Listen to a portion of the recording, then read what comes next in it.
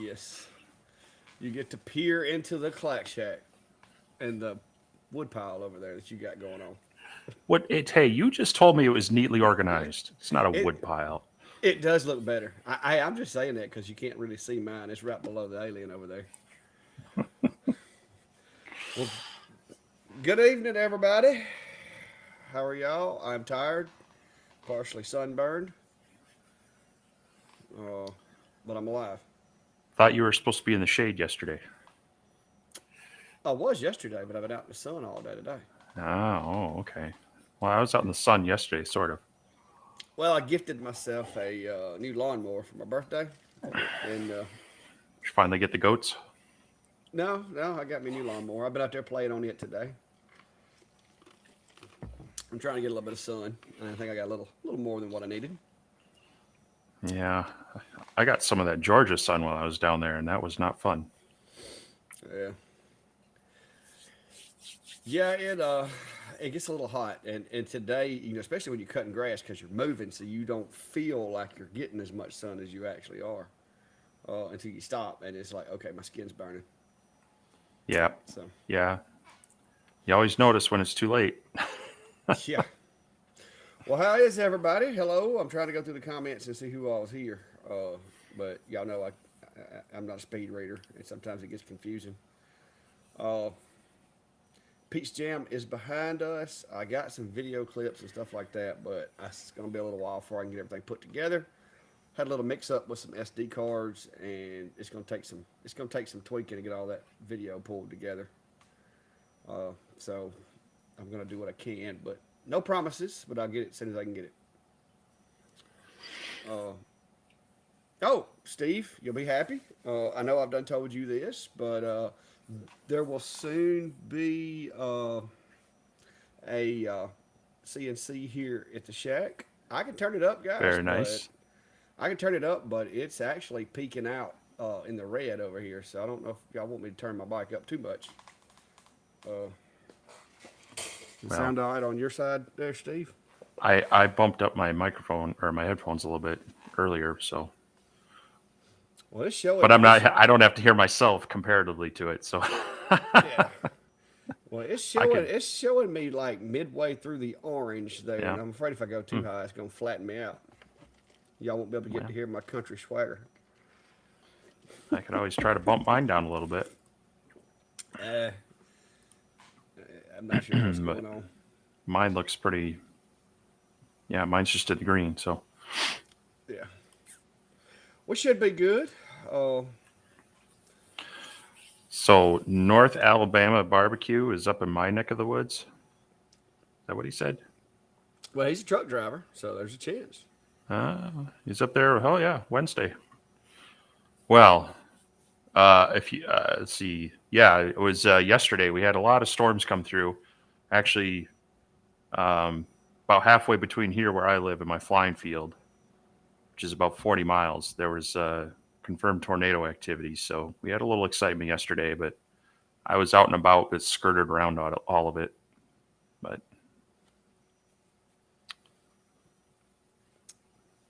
Do, do, do. yeah, I'm going to bump Uh, my volume down just a little bit. I was fixing to say I was fixing Is to turn this you any? down on my end.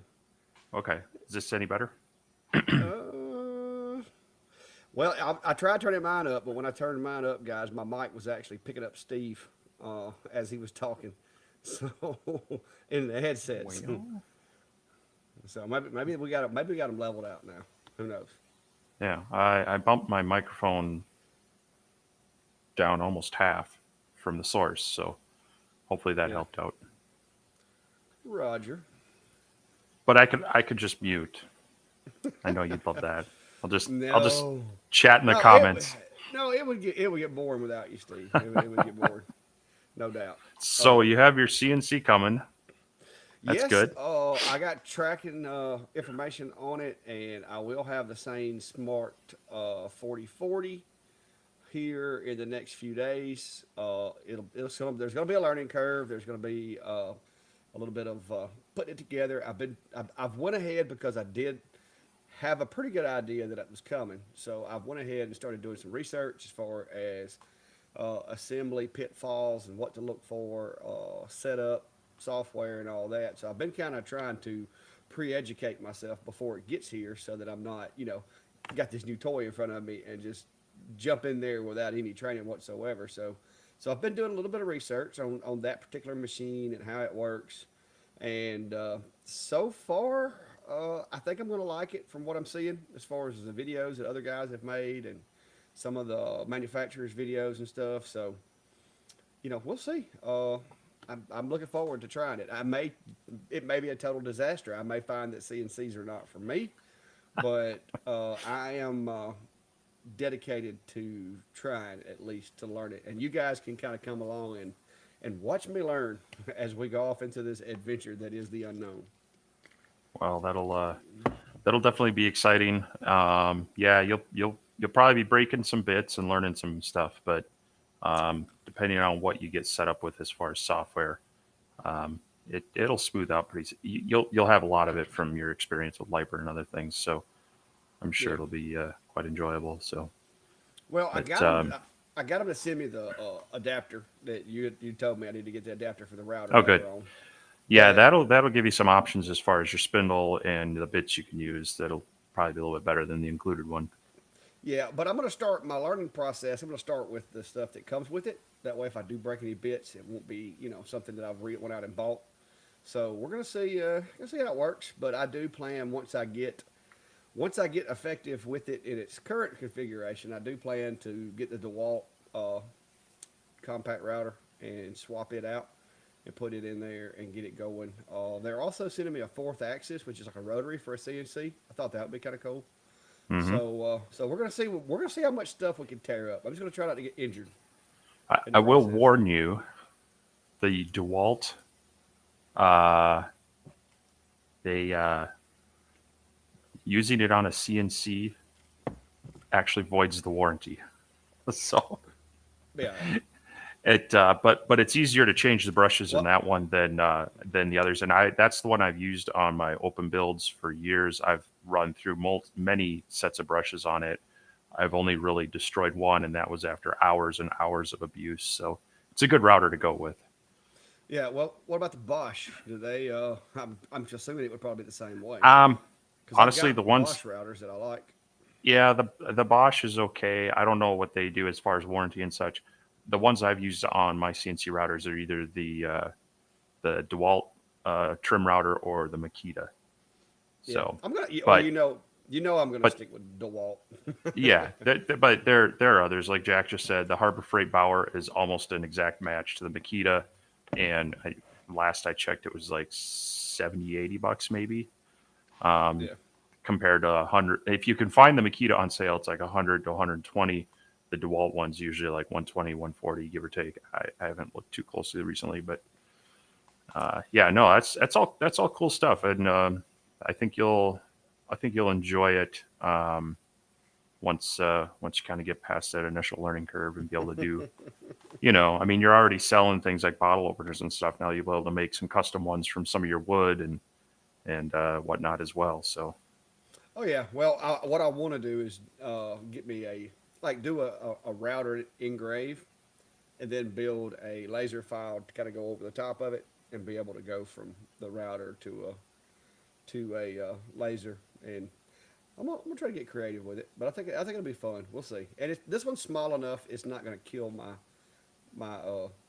side over here. So yeah, no, I mean, you should be able to fit that pretty well. Although you probably find yourself maybe wanting to build an enclosure for it too, just to help control some of the dust and some of the noise too. So yeah, well, I've got a dust drop right over there that goes to my extractor. So I plan on trying to engineer something to keep that under check. So I've got, you I don't know if you can see it with the camera view like this, but right over there, hanging from the ceiling, there's I think it's a 2.5 inch dust collection vacuum hose that blows outside. I'm gonna try to use that. I'm gonna try to engineer something with that. We'll see how it works. Well, welcome, Mandy, to the show, and congrats on your gently used X tool. There are plenty of videos out there to give you ideas on what to do with it, and also how to get started with it. Both Clack and I have a number of them, as those are one of the lasers we first, the diode lasers that I first was using was an X tool, and that was your first ever laser. So welcome. Feel free to ask questions and check out all the content we have on that. And it's a lot of fun. Big rabbit hole to jump down to. Yeah, it definitely will get on you. I turned the volume up inside the streaming software, but I'm afraid if I go any higher and any higher than 100% in my other software, it's gonna pop something. I'll turn it up, guys, but I'm telling you, it's gonna pick up Steve in my headset because I'm gonna turn my headset. Let me turn my headset down.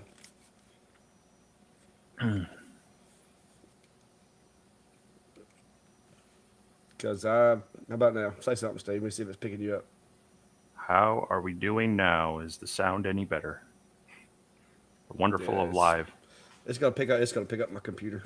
So disregard all the background noise. But in order to make it louder, I mean, I can make it louder, but it's gonna pick up everything in the shop. Oh wow, yeah. Yeah. Now you're really loud. So That's that's 3 right there on my Elgato, but it's probably gonna pick up the computer below it. But we'll see.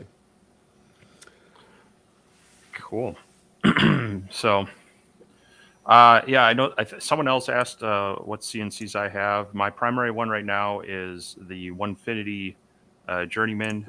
It's got the upgraded rail for the wider. So it has about a just over 48-inch width cut capacity, 32 deep.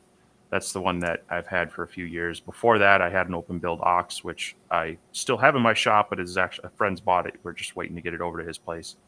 And I also have in my shop, but I haven't used a lot recently, is a little desktop Stepcraft CNC, the D600. So I actually started using those. I got one of those in my shop about 10 years ago, and I've gone through a few of them, learning that. And then I had my first CO2 laser for about 7.5 years now.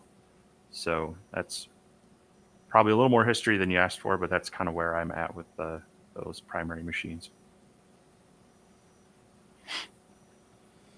But Yeah, I don't have one yet. Still waiting for delivery. Maybe after tomorrow. well, I know we teased it last week, and you haven't seen anything on your end yet, but I got a bit of a surprise Amazon delivery on I think it was Thursday. But Well, I got an apology email. so, but I did have the CommMaker B4 show up, which is a 20-watt fiber laser, and I did just start working with that the other night. Got it assembled, and it's actually brought it into the basement last night because it's been raining here yesterday and today. So I wanted to play with it for a bit today and such. So I've been playing around with that, teasing Mr. Clack there with the fun of it. And so hopefully we'll have some stuff out on that. And hopefully he gets his soon as well. Although then you'll be competing between that and your CNC to learn. And Yeah, yeah, it's gonna be like I'm back in college. I'm gonna be studying. I'm gonna have 2 machines to learn. But yeah, I did get an email back from them after you got yours, and a couple of days passed, and I hadn't heard anything. I emailed back, and they said that apparently the guy shipped yours, and then like as he dropped yours off at the post office, he took vacation.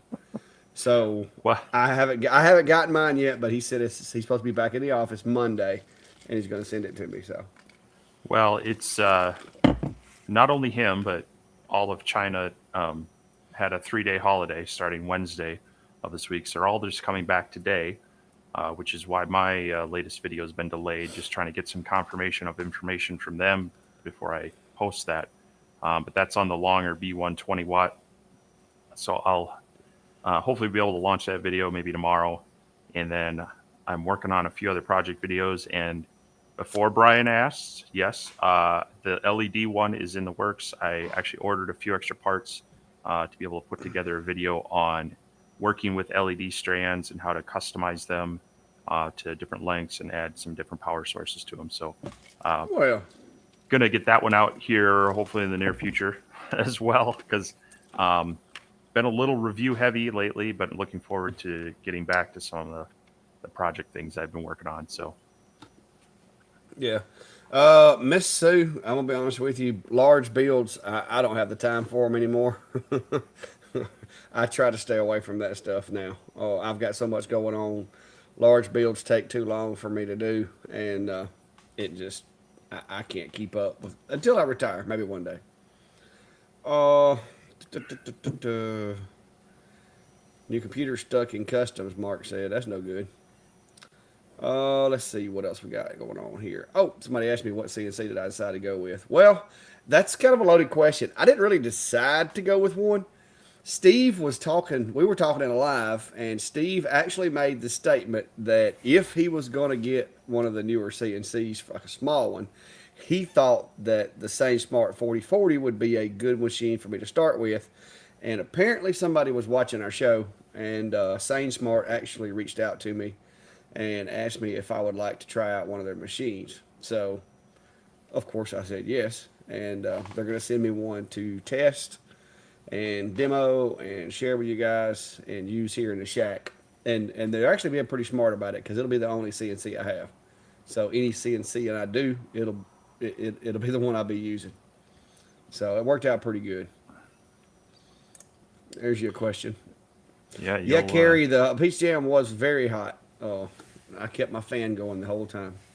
Hey, what about this Brady Bunch thing going on? Let's move it over here like that. You know?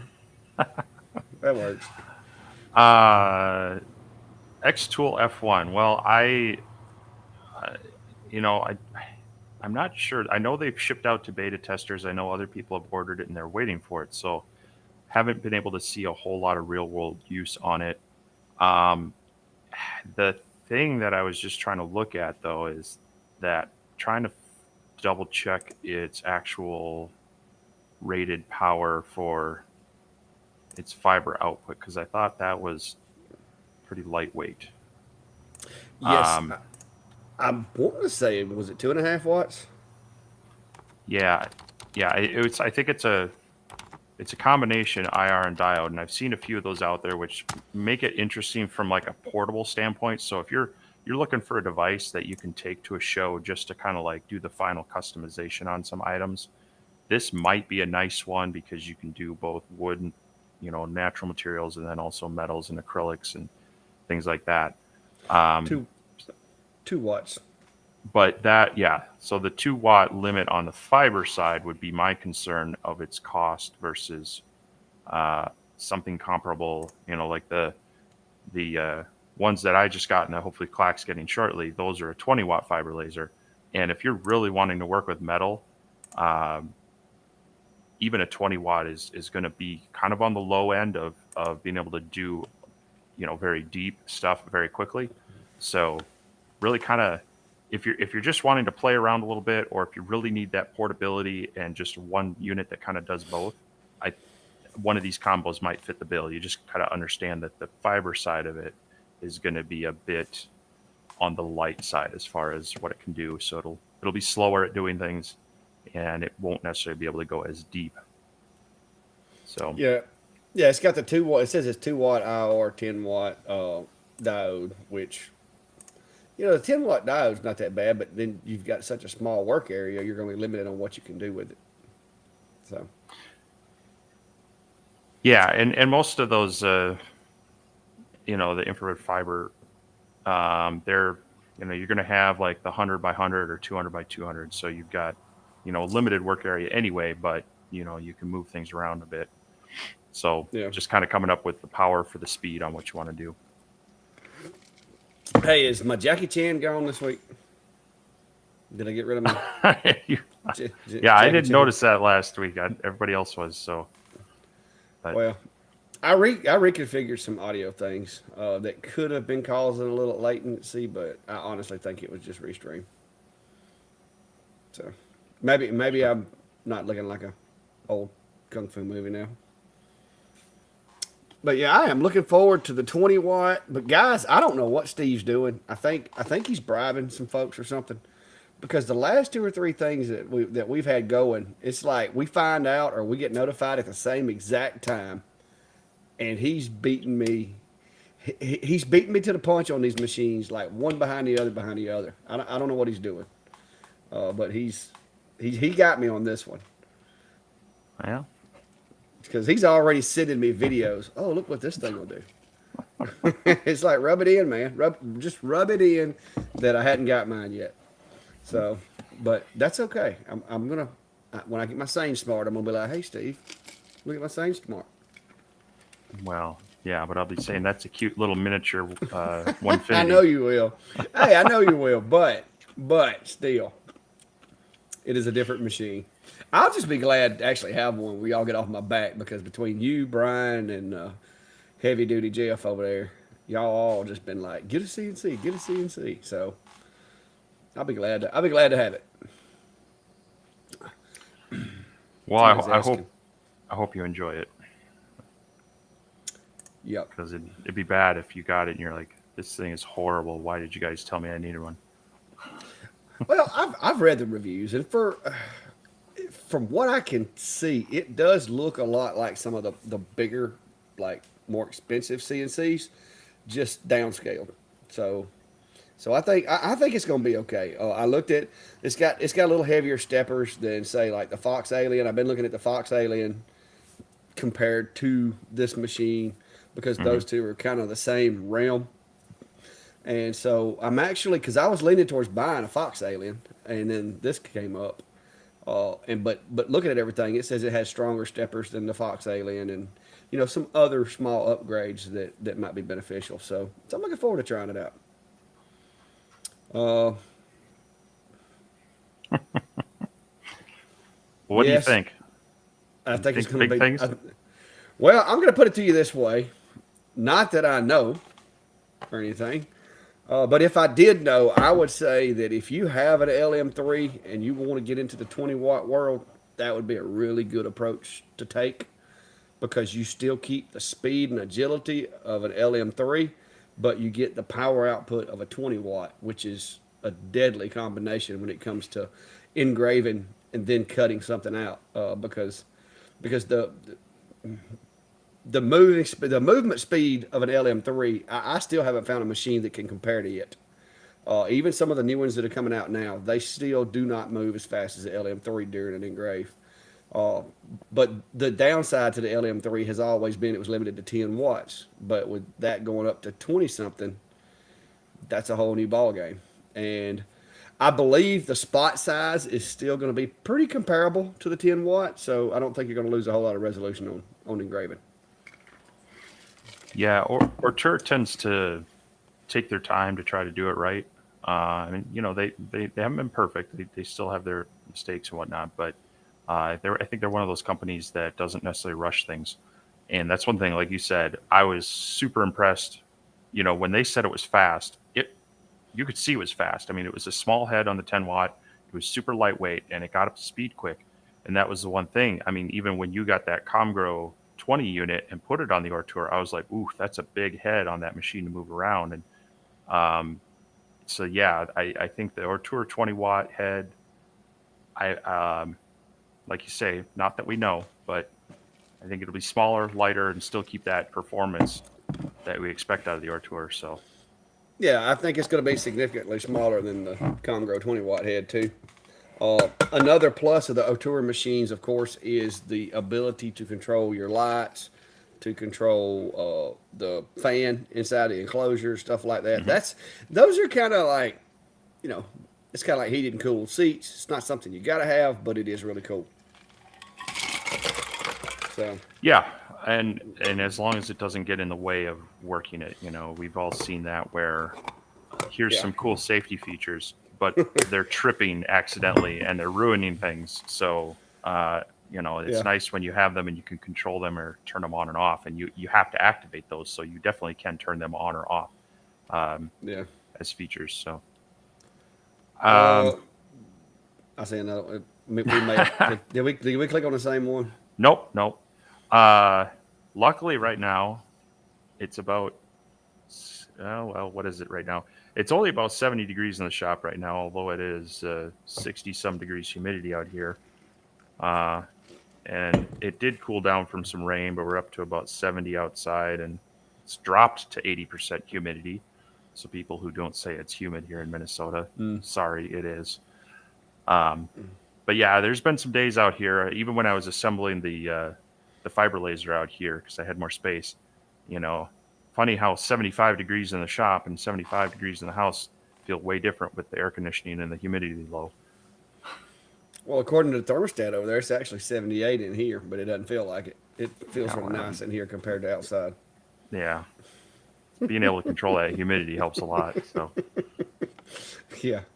I have looked into it. There's just there that would there are other house projects that my wife and I have talked about that should probably take precedence over me getting air conditioning out in the shop. So All right, I'm gonna translate for you guys. She said he ain't getting it yet.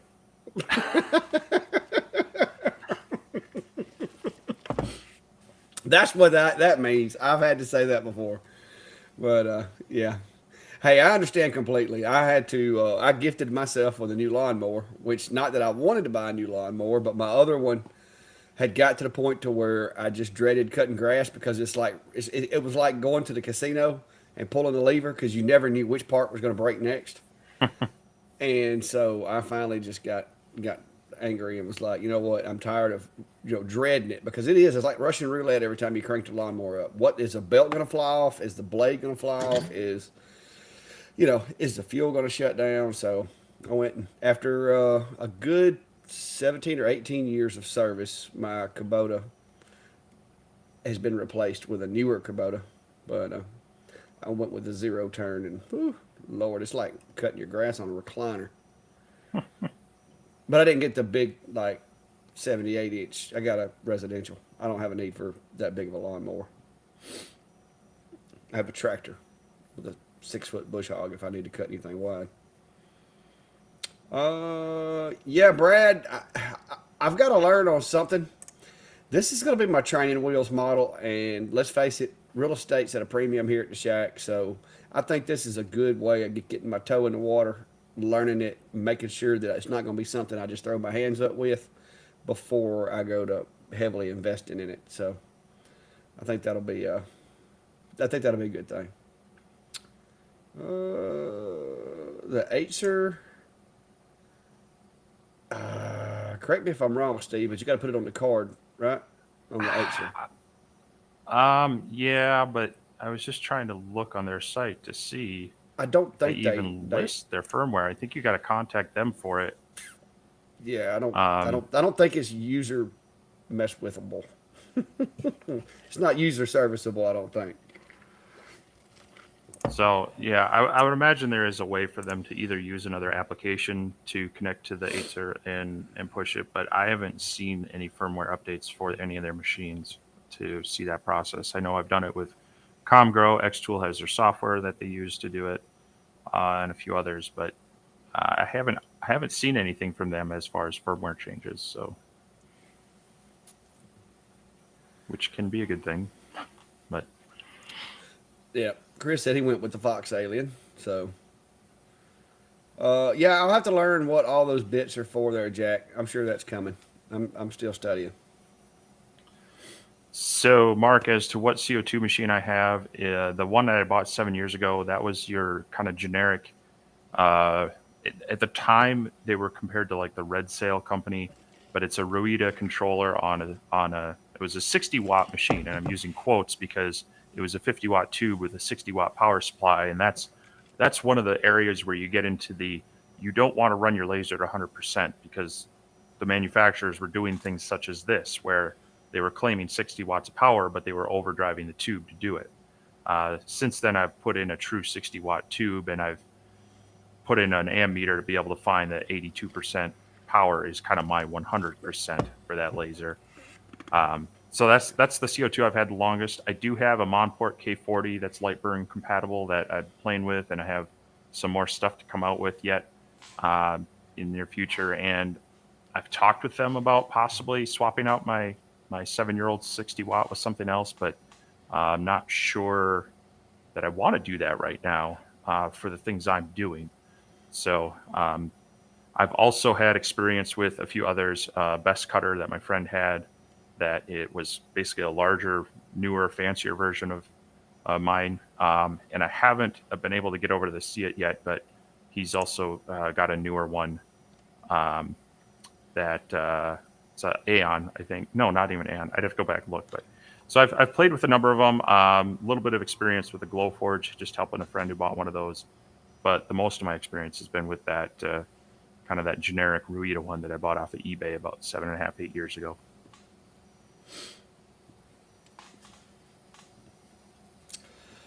No, the lawnmower wasn't an accident. It just wore out, Chris. So, but the good news is I cut the grass today and nothing broke. So we're good. I always did that. Called a 5 watt. Oh, Chris is saying he thought only diode companies did that, calling a 5 watt a 20 watt.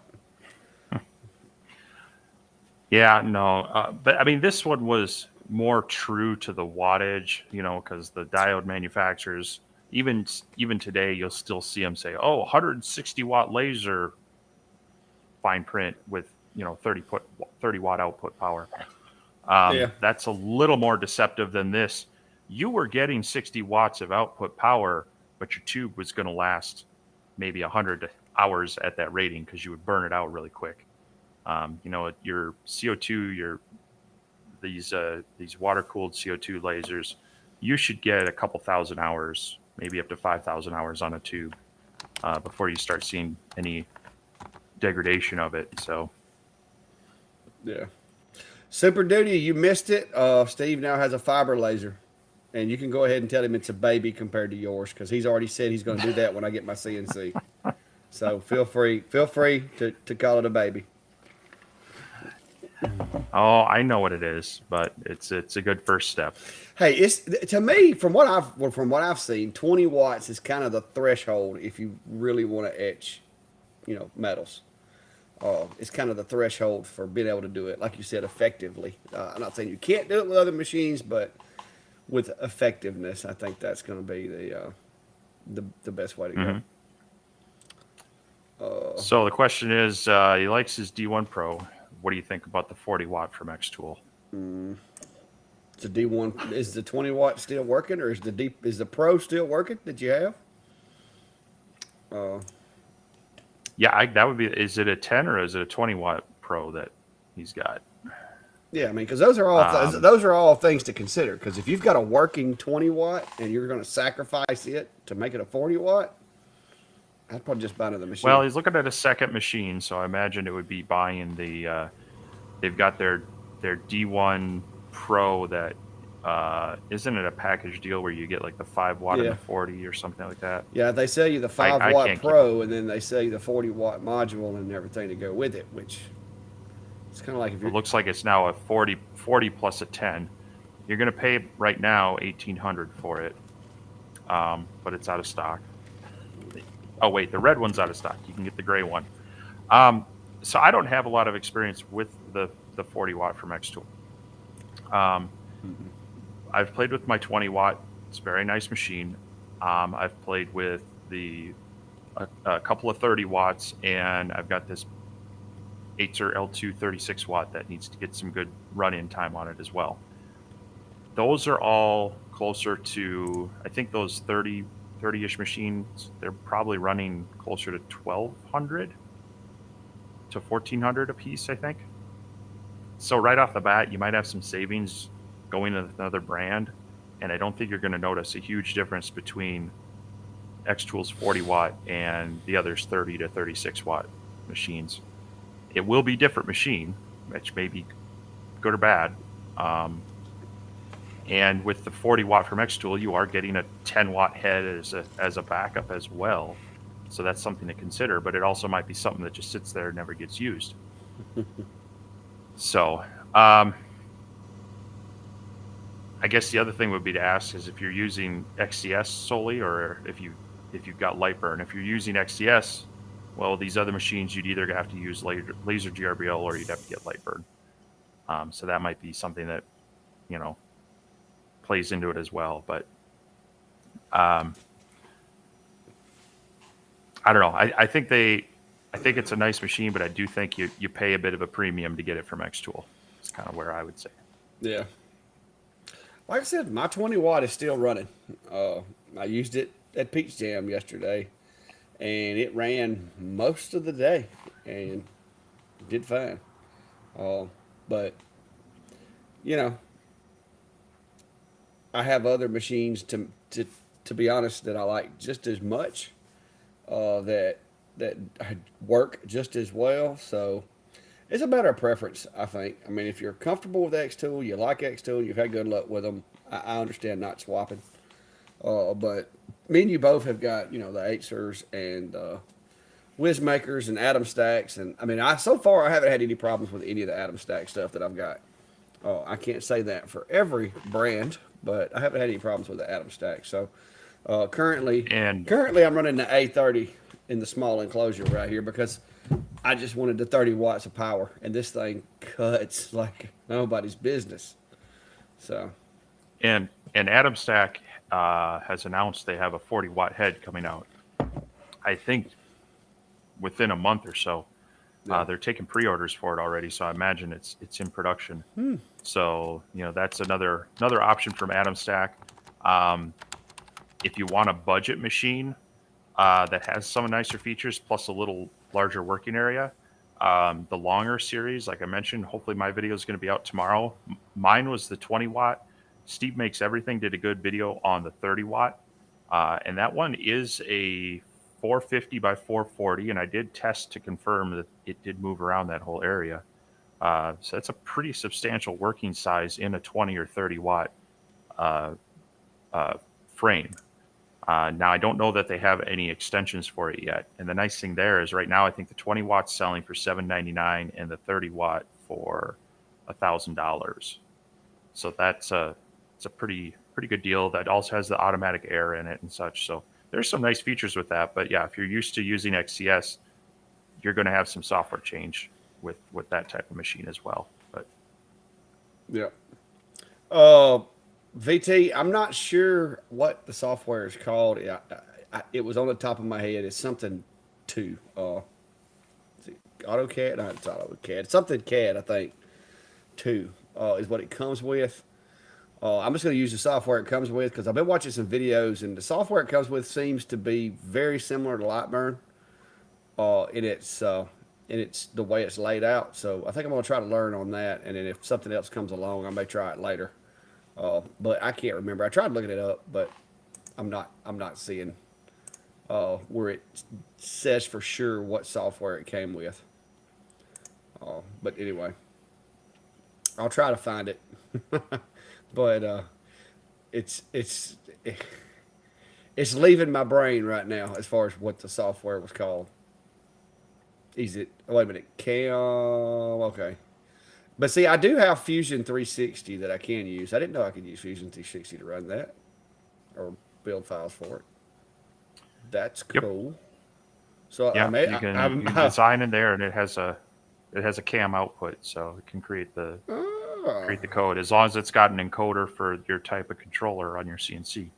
yeah. Well, I have. Like I said, I've got Fusion 360, so that's really cool. Yeah, it just needs to know what type of board is on your CNC so that it can write the G code appropriately to it. So you have to make sure that in the software it has the right encoder for that. So Cool.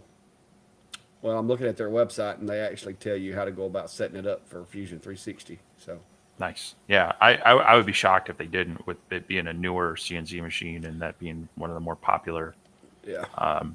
hobbyist applications out there for Light it. burn quick start guide. What? Oh, that's for lasers. They're They do have a laser module for that, I think. yeah. Yeah, I saw it. It's a little small round. Well, actually, it looked a lot like the what's that one on the Niji? It looked kind of like the Niji module. That's what I saw. But yeah, EasyCAD. That's it. That was what it said. I think EasyCAD 2 is what it comes with. But like I said, now that I can use Well, Fusion. EasyCAD, no, EasyCAD 2 is for the fiber laser. That's not going to be for your CNC. Oh, is it not? Don't. Okay. I mean, I don't remember. It was something too. Maybe I'm getting the two mixed up. I have been researching both.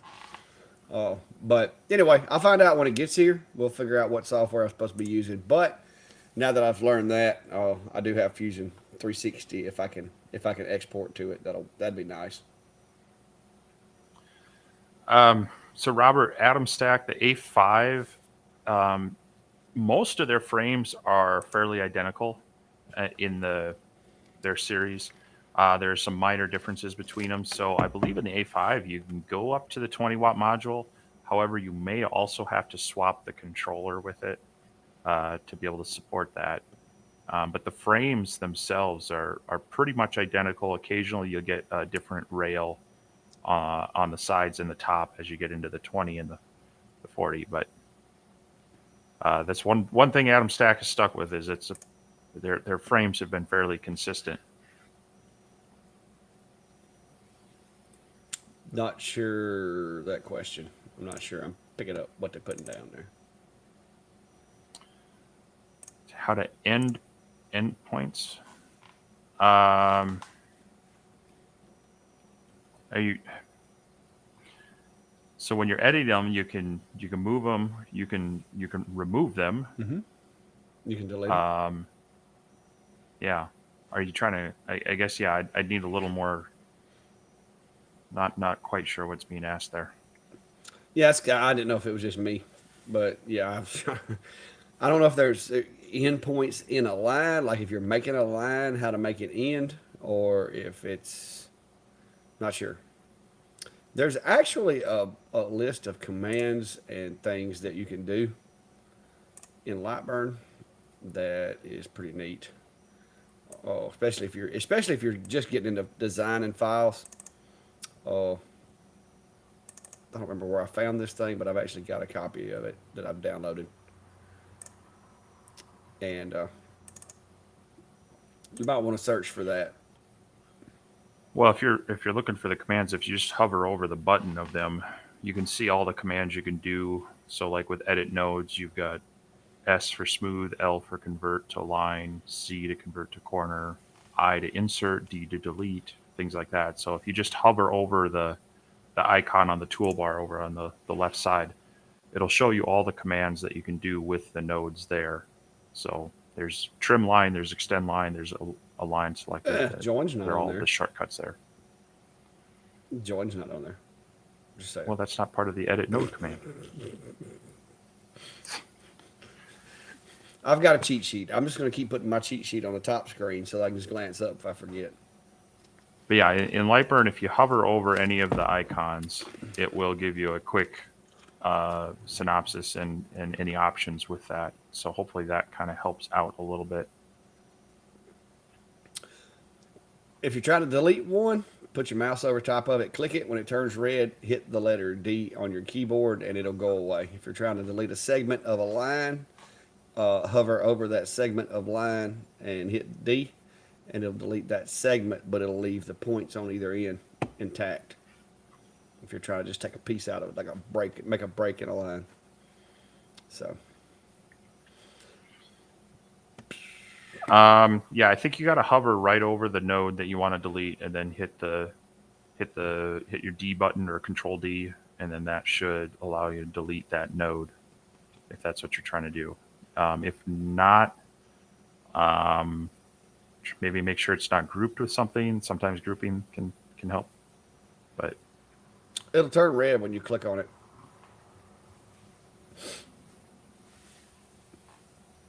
But yeah, make sure it's not grouped. But if you're seeing nodes, it shouldn't be grouped, because like if you don't ungroup it, usually it won't even let you see the nodes on my end, because I've driven myself crazy sometimes trying to get one to edit, and then I realize it's grouped with some little random shape or something.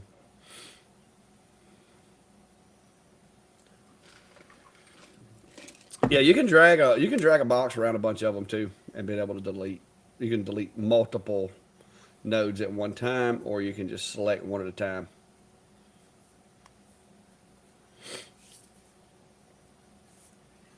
so All right. Questions, comments, Yeah. concerns? There we go. Chris, I use Vectric as well. I got into it early on when it was a little bit cheaper, so kind of got used to it, and then did pay up when I needed the larger unlimited size version on my newest one. Um, yeah, cried a little bit on that purchase, but it's been nice. It's a forever license and very powerful. Like you say, it's the light burn of equivalent for CNC. So, but but it's not cheap. Yeah. So I don't know if you can answer this one or not. I have never used XCS, so I, I I don't even know if it has a tool line or not. Sounds like he's putting a tool line in there and it's burning it. But I think it's I don't remember there being a tool line in X Tool software, but there may be now. Yeah, unfortunately, I used what was it? Laserbox was the first one that they had. Yeah, I used it when it Um, first came out for like 2 weeks.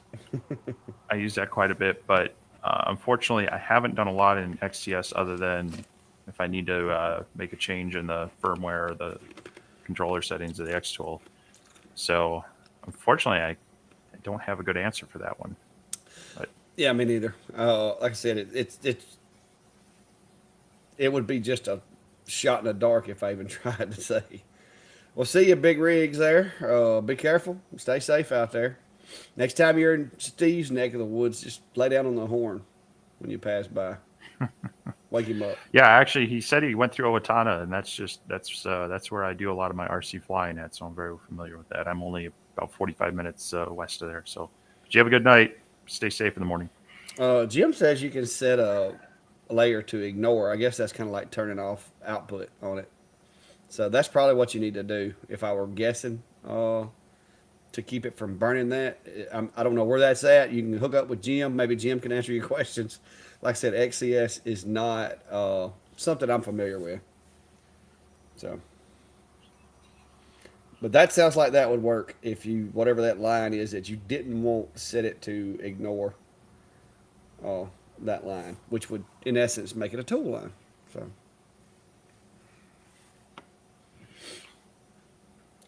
Okay. oh, see, Got look there.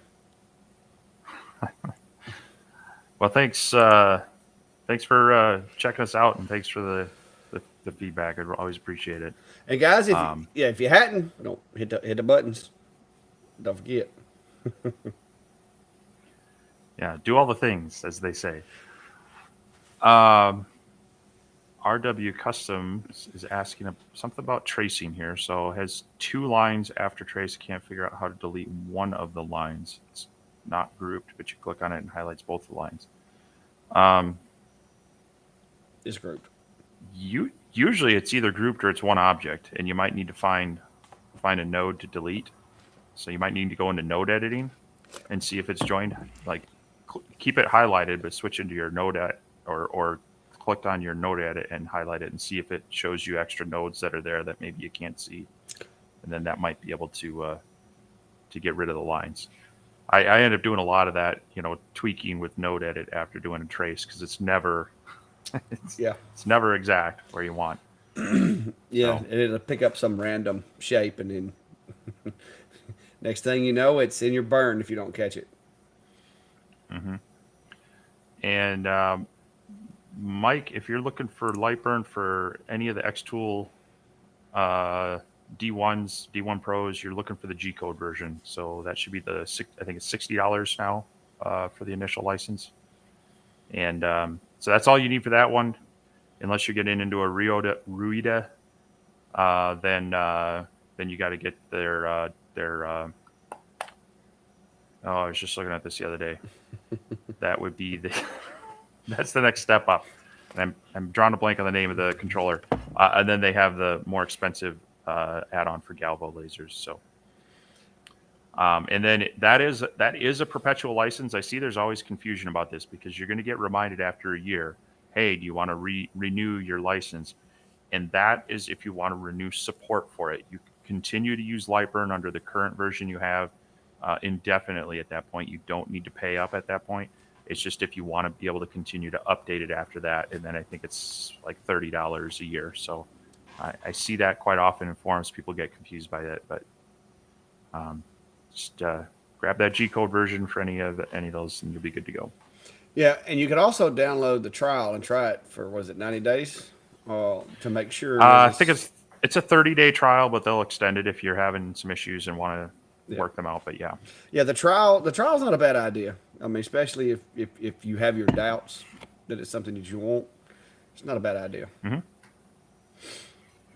Oh, somebody asked a question a while ago about something. Oh, R&W said it double burns. So it could be there's So two lines that are connected somewhere, and you just the other are thing you missing can it. the other thing you can do is you can where is it? If you go into your edit menu, I believe there is delete duplicates. And so if you have two lines that are right over the top of each other, do that. It's just Alt D. It'll look through your file, and if there are two exact same lines over the top, it'll search for them and it should delete them. And that's a good way to clean up any files. I see this a lot when you have someone that exports it from another application and imports it. Sometimes it'll have double lines, and you'll see that it goes over the same area twice. So that's another thing to try is just the delete duplicates option if it's the exact same top and bottom. I don't think it would be the case, but if he traced it out, typically it should allow you to edit the nodes and everything without any problems. But if you have any issues, see if it'll let you convert it to a path. And for whatever reason, maybe it's like some type of other type of graphic, and it's not letting you edit it or change it or whatever. I don't think that's the case, but sometimes when I'm trying to do node editing, I will have to convert certain shapes to a path in order to be able to do what I want to with them. So I don't think that's the problem, but you never know. Let's see.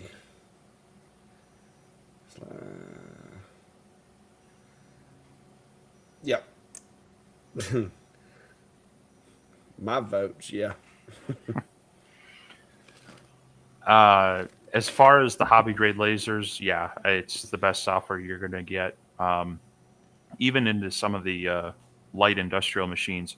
If you get into like Epilogue and some of those others, they're going to have a little more proprietary software. Lightburn's not even going to necessarily be an option for them. But as far as something that's really an industry standard that is going to be more understood by people that have any kind of laser, um, it's great. And honestly, I mean, especially compared to like CNC control software and things like that, it is a pretty good deal. It's $60 a one-time buy-in, and then only $30 a year if you want to update it. I find it's pretty good, pretty worth it. So R&W, if you want to email me that file, I'll look at it and see if I can see what you're talking about and see if I can figure it out. If I can, we can throw it up on the screen and show you and show everybody else if that's something you want to do. Uh, so let me know if that's something you're interested in doing there. We might can figure out what's going on with it if we do that. Uh, da, da, da.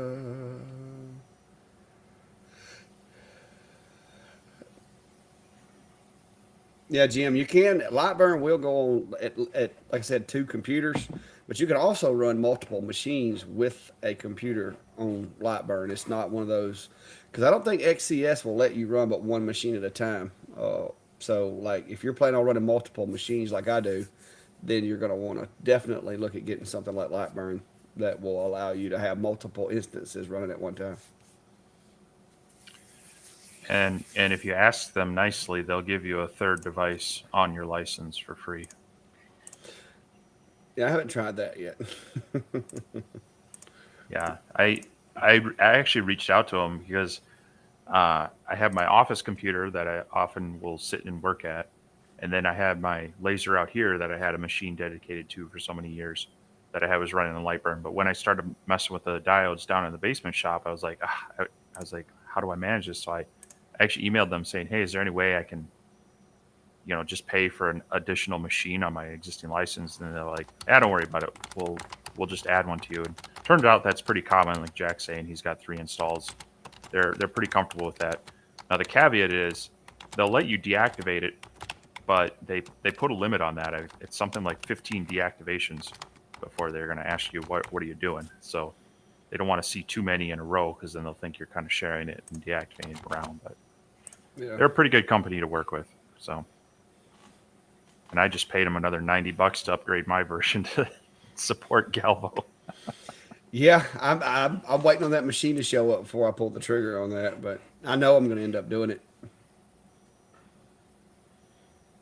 because No. I just if I can do it in Lightburn, a tool that I already know a lot of the ins and outs about, uh, that's the way I'd like to go with it. So.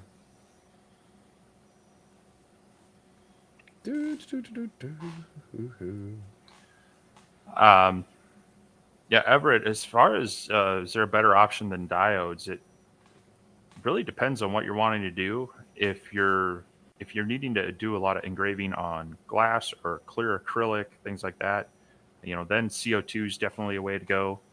If you do a lot of work with metal, then you might want to look at a fiber.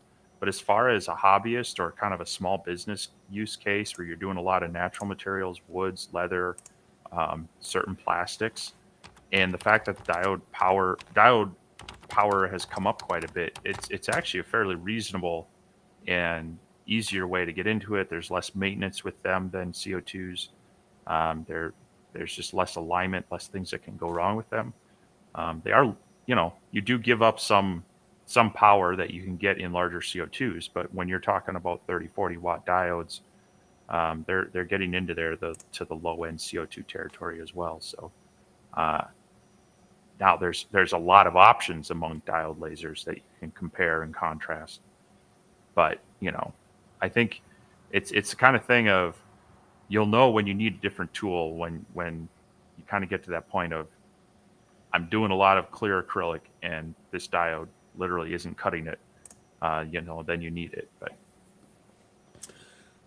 Jim, according to X Tool, and I'm assuming they're saying this works because they have a device configuration file for it.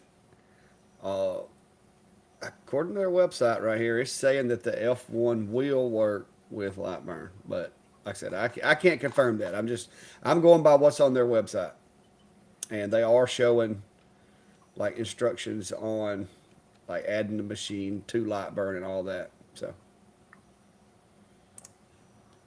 your guess is as good as mine if it actually works. The P2 is supposed to work with it too. yeah, I saw an interesting comment on that. Someone had reached out to Lightburn to ask more about that, and they said, "Yeah, we have two of them in shop, and we're working on it. But we've got a lot of irons in the fire right now, and but hopefully look for something in like 1.4.2 or something like that." But I I'm of the mind I wouldn't hold my breath on getting all the features of the P2 to work with Lightburn. Chris, you mean y'all were getting on to me about being Jackie Chan and it was latency on some Bluetooth headphones on your end the whole time? Oh, killing me. Yeah, Chris. A lot of Bluetooth does that, especially with YouTube. I have found that because sometimes I listen to YouTube videos while I'm driving, and if you ever look over and see the screen, you'll see that there's a couple of second delay most of the time. So glad you got it worked out though.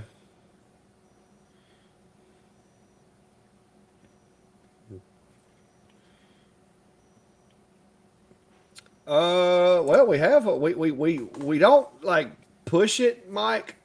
We do ask that if you have not like, follow, share, subscribe, and all that good stuff. But usually we're trying to put you guys' comments and questions up on the screen and trying to answer y'all's questions instead of just push for the subscribe. We do appreciate it. It does help our channels. It does make things a little easier when it comes to getting into some of these new machines that are coming out and so forth. So if you haven't, then by all means, please do. We do, however, from time to time, throw up the links to the different groups and stuff like that.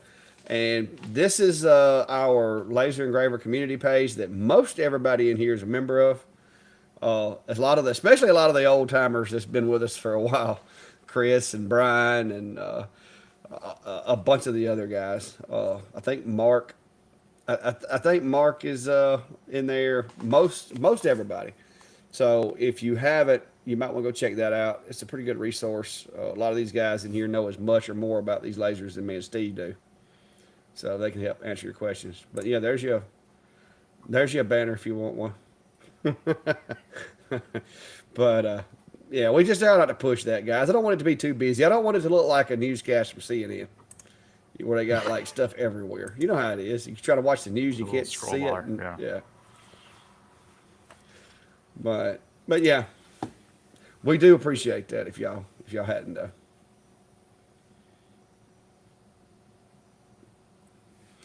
Well, Chris, just try not to look at the screen, and you won't know if I'm Jackie Chan or not.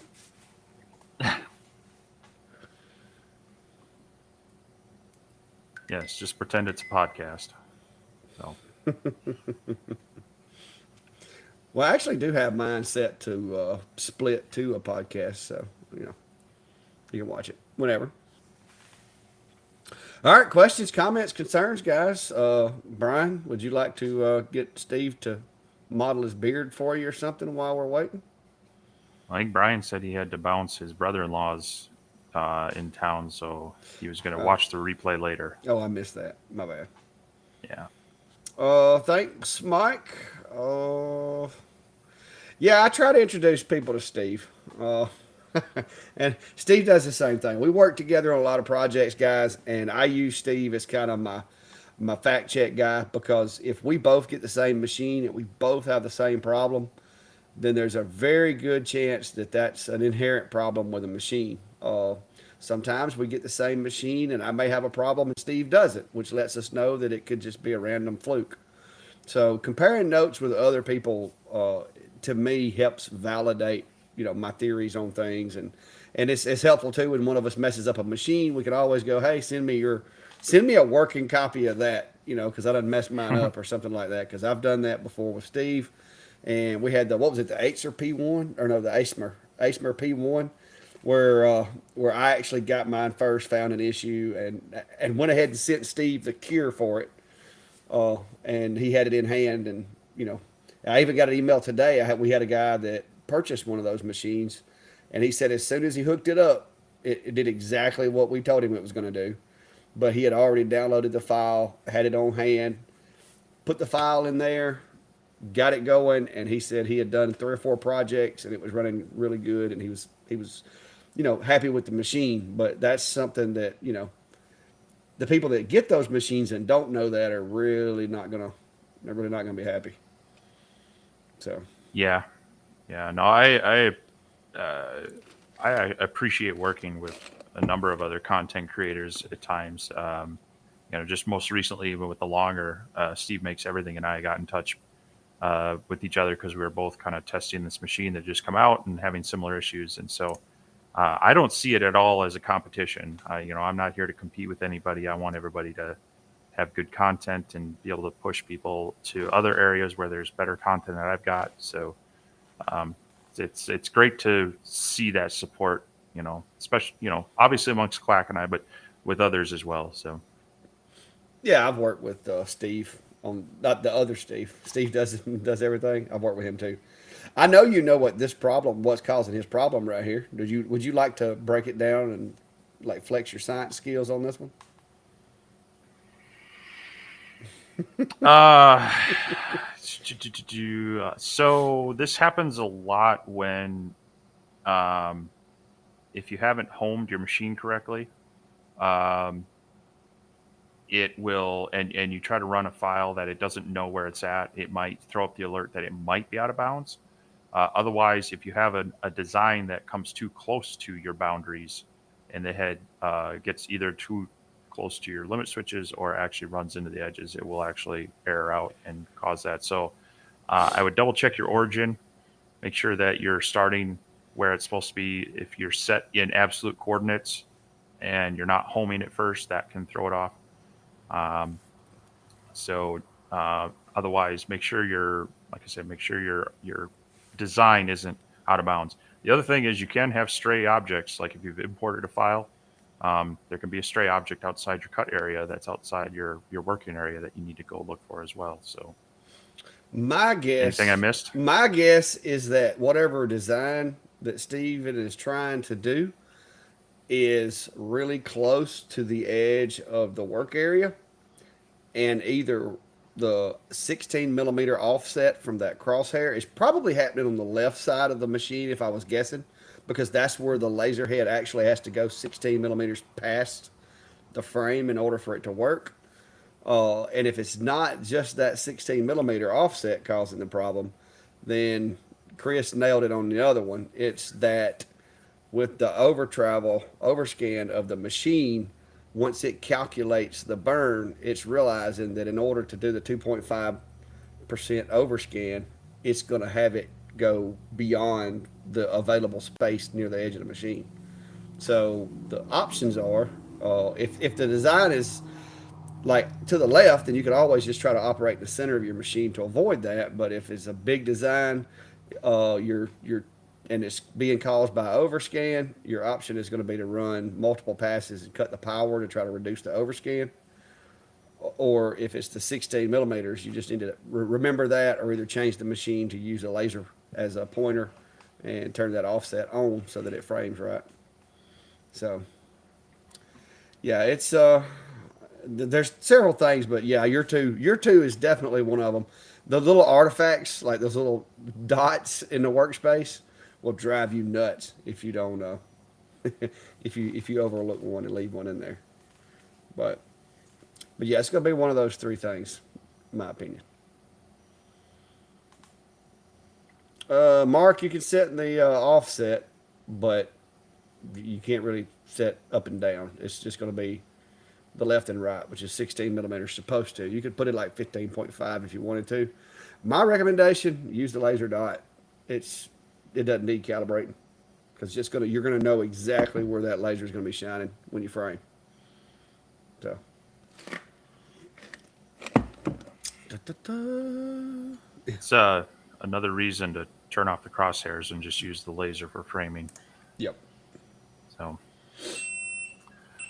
um, Mark, on your when you say the X tool doesn't cut exact sizes, how far off is it? Um, because you got to take account for the kerf, which is going to be just slightly off. If it's way off, then there's something to take a look at as far as making sure it's in calibration and such. Hello, Tammy. How are you? Klein's in the house. He was with me yesterday at Pete's Jam. Part of the day. Somebody was late. He showed up after I got everything set up. Mm-hmm. I told him I'm gonna cut his pay.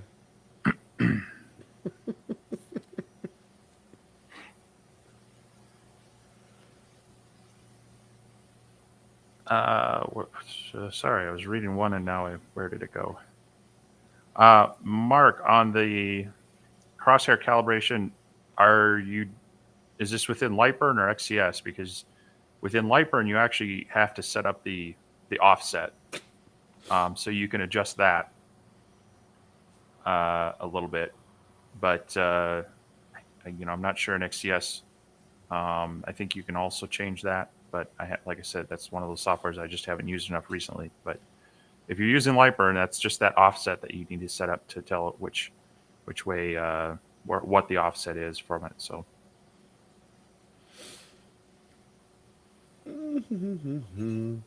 Yeah, I think John. I'm pretty sure. Steve, haven't you done a video on overscan, like a really detailed video of how that works, or have you? No, I touch on it in a few areas. But so overscanning, basically what it's doing is you give it a certain percentage beyond the object. And the idea is that's to give it the deceleration and acceleration time so that when it hits the object and it's going to burn, it's up to speed, which gives the laser a better opportunity to have a consistent burn across that area. So this is only a feature that's in your fill mode of light burn for doing engravings. Um, and so you can play with that if you're getting kind of fuzzy edges or little darkening of edges. You can try increasing your overscan. Lightburn automatically tries to adjust the power settings to the speed to negate that effect, but overscan can give it just that extra um, buffer to where it doesn't have to slow down so much when it hits the edge of your object. It can slow down after it, stop, turn around, and come up to speed. So that's the one thing to try to check and do some playing with overburn or overscan. Typically, it's by default is 2.5, but if you have a really fast laser, you might need to actually increase that a bit. Um, but it was more of an issue, but you just did not do so much of the automatic adjustment. But I saw a question Tammy was asking. What machine are we talking about? Would be my first question, of course. I'm guessing by the fact that it has crosshairs, it's either going to be an X tool or one of the new Eightsers. 8s are IKEA. They both have the crosshairs on them. But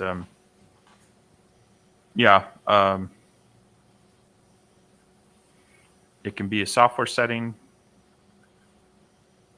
Um, does it actually move through the motions like it's trying to fire? It says And it doesn't. a 10-watt Pro.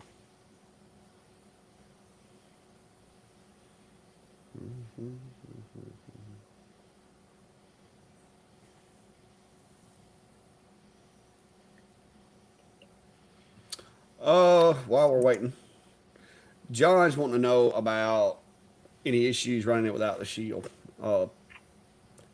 I don't have very many machines in my shop that actually still have a shield on them. So, No, the shield is strictly there for a layer of protection. So if you, like you say, you've got an enclosure and you're using your glasses and you feel safe with that, it actually is probably going to run better without it. It's just strictly there to provide a layer of protection for your eyes. yep. So as long as you're conscious of that and you're taking ways to protect yourself from any reflections, then it's fine to use it without it. Yeah, I mean, you got to be safe with it, but it is a lot easier to run. It's a lot easier to frame with. It's a lot easier to clean. I mean, there's a lot of there's a lot of things that get easier without that shield in the way, but you do have to make extra considerations for safety, though. Uh, So, so Tammy says it's a X-Tool D1 Pro. It frames but no laser, and she's using XCS. could be the wire going to the module itself, maybe not properly seated or pulled loose, broke. Yeah, that would be the first thing. If it's going through the motions of trying to cut, so after you frame, if it's going through and trying to, and cut or engrave, but the laser's not firing at all, then I would start looking at the mechanical connections of the wires, make sure there's not a pin that's loose or that a cable that's broken. That would be typically what it is. And you may want to make sure your lens isn't cracked, because if that lens is busted good enough, are you seeing any light coming out of it at all? Like looks like somebody's shining a blue flashlight on the wood, but it could be a physical malfunction. I don't think so. I think it's gonna be wiring, but you never know. Yeah, Chris. I wish the crosshairs shared the same point of origin as the laser dot itself. The crosshairs, if they're accurate, they can be handy for like squaring your pieces up. But I've got all my machines except for the X tools because it just gets confusing. I've got them all set up to use the blue dot instead of any other method. Somebody had asked about removing the shield if it created an issue with focus, and that is going to depend on the mode in which your machine is focused. I don't remember who said it. I saw it somewhere.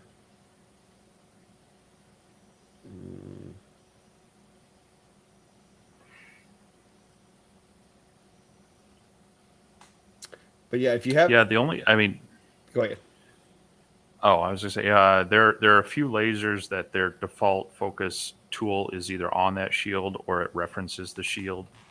Then you're gonna have to take that into account and make a new spacer block or whatever to account for that. But it shouldn't physically change the focus of your laser beam in any way. So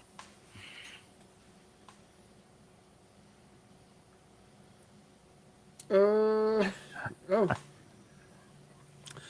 hello, John. Jonah. I'm not sure exactly. Let's see. I'm terrible with names, Jonah. You're gonna have to remind me. I met a lot of people yesterday, so I think I know who it is, but I'm not going to say for sure till I'm absolutely sure. The yellow plastic through this pop up tent cover. Mike, I have mixed. I have mixed emotions about the covers of the zip up enclosures. They claim they work. They still selling them, so maybe, I, but still wear glasses just as a precaution. yeah, I don't.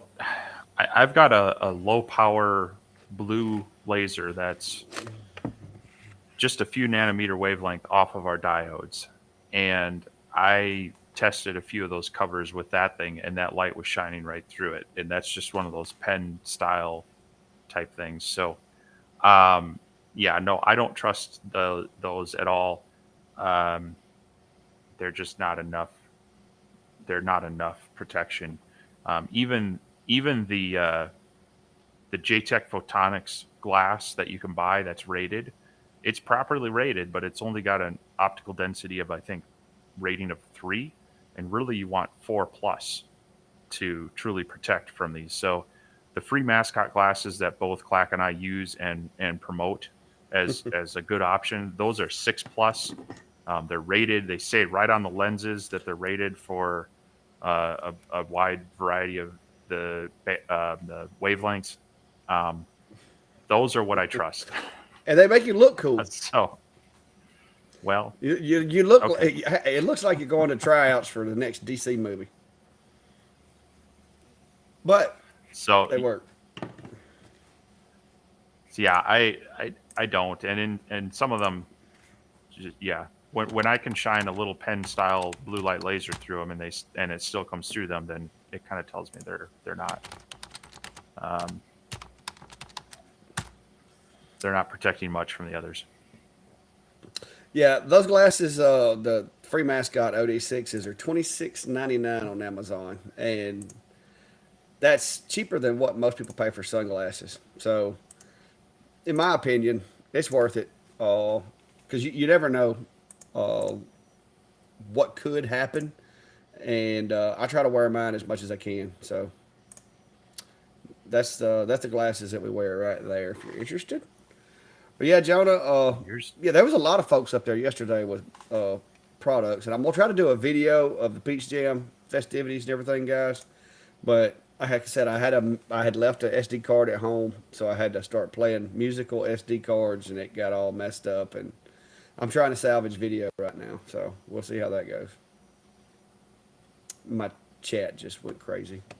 I've lost my comments. yeah. So Tammy says that her modules never work. She's waiting for customer service.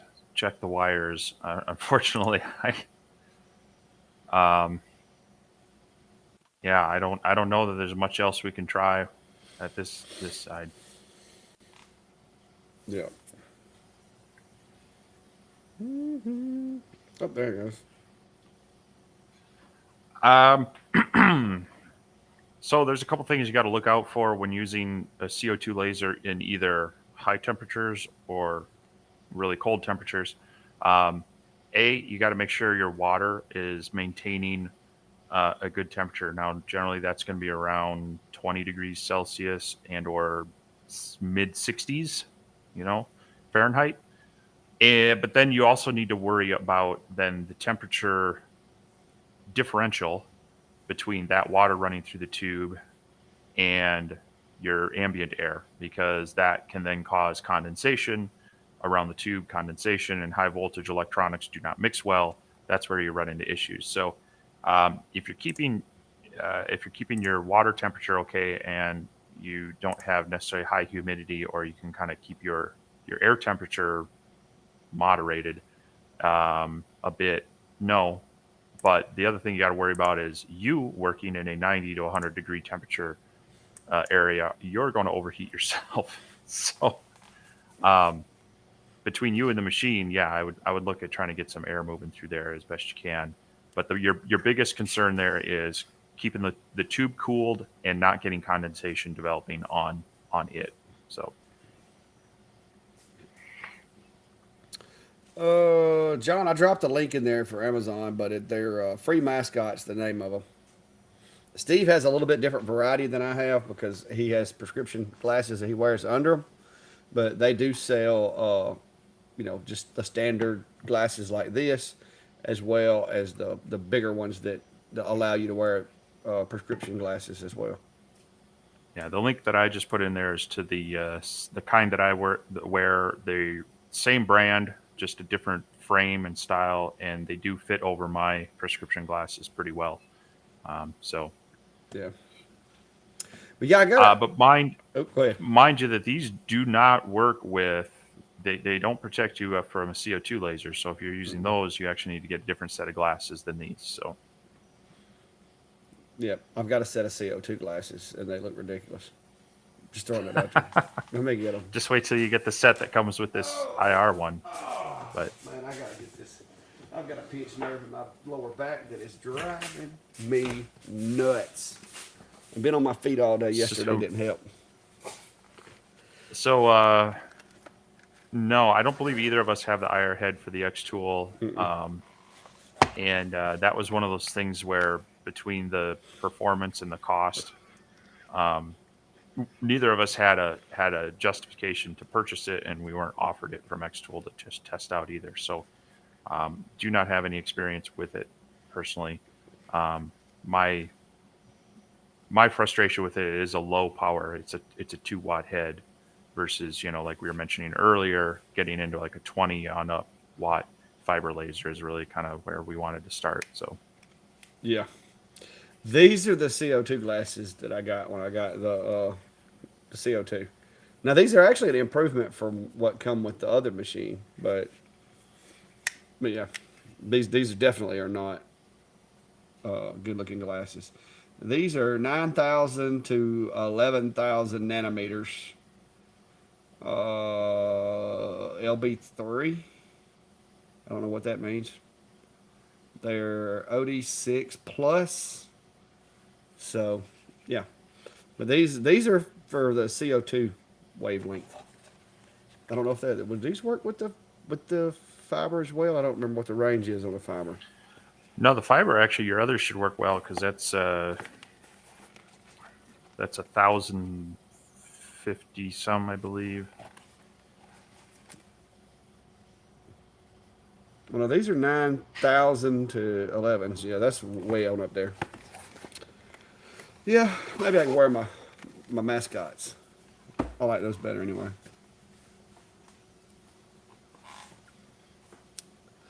Do do. It's not the one.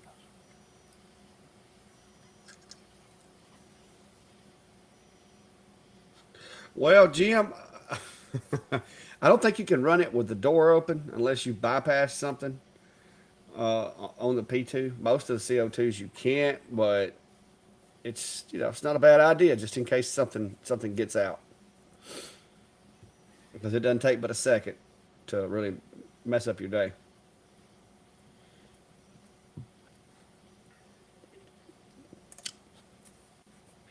But now, me or Steve, either one got the 1064. So, So um, I do have a set that are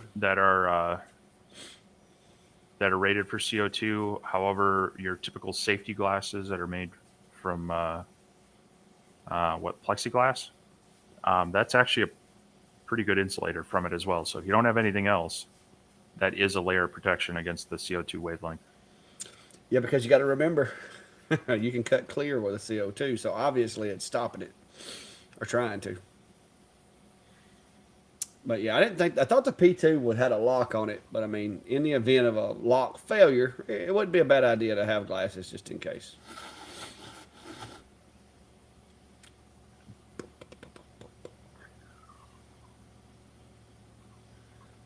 Yeah, R&W saying they bought the IR module to do brass pieces for guitars. You were playing with some brass today, weren't you? Yep. Yeah, some old hobby brass that's been sitting around, and Yeah, I'm gonna have to get me some metal. I've got some stainless from, they send you a lot of times. They'll send you those little pieces of stainless with the machines. But I'm gonna have to play around with some other materials. well, they did send a nice little goodie bag full of materials to get started with. My initial tests were done with slate tile because you can erase that with sandpaper. Um, yeah, I've got some aluminum stock. I've got some brass stock. I got a friend who gave me some random steel and aluminum. I ordered some brass coin stuff, so I'll be doing a lot of playing with it. Well, once you get it mastered, you can teach me how to run it. Yeah. Because it'll be at least probably another week before mine shows up. Because you didn't even know yours was coming. Like, so I don't No, know. I never got a confirmation or a tracking number. Like I said, I had I had the UPS alerts that I had two packages coming from Amazon, and I knew what one was. I figured my wife had ordered something else, and so when the UPS guy came, he actually wanted a signature, and I looked out there, and it was this big box sitting out there. I'm like, "What did you order?" And it was mine. So, Yeah. Well, I did get a notification today from the Sane Smart. They sent me the tracking numbers, so that was good.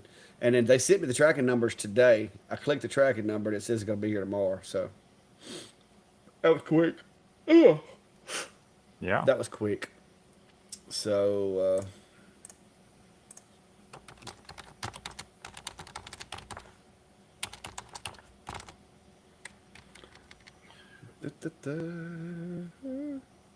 comments, Hello, guys. Gretch. There you go. Thanks for joining us on this. Well, now we're past the longest day of the year, so now I can start lamenting the loss of sunlight every day and our crawl towards winter. Yeah, and we just passed the best day of the year too. So I mean, you know what day that was, don't you? Um, you, you, what? The best day of the year, man. That's my birthday. Oh, wow, that's just Yeah, another day of the year for me. yeah. I'm officially 36 now. Yeah, okay. I've made it to 36 after all these years of working towards it. Uh, but now I had my anniversary with my wife on the 20th. We officially have been married 27 years. Of course, we dated 4 years prior to that. So we've been married for a long time. Uh, Wait, you've been married 27 years, 19, what is it? and you're 19. 36. Well, spiritually, I'm 36, but yeah. So Uh-huh. so it's well. Let me see. I may have did the math wrong. Hang on a minute. Let me make sure I'm right. See, no, You I sure you don't need to I'm add terrible about at math. 20 to? I'm terrible at math. But anyway, they had our anniversary on the 20th, and then of course the 22nd was my birthday. I gifted myself a lawnmower, and then we had the Peach Jam 2 days later. So it's been like bam, bam, bam, and been busy. So yesterday was brutal. Brandy, bless her heart, she worked herself to death, uh, trying to trying to keep up with everything. But yeah, no, not really, John. I was 20, 17. How old was I? Well, 97. apparently you were 9. 97. I got married in 97. We dated for Heck, I have to look back and see. To be honest with you, I don't remember how old I was. I was 17 when we started dating, and she was 16.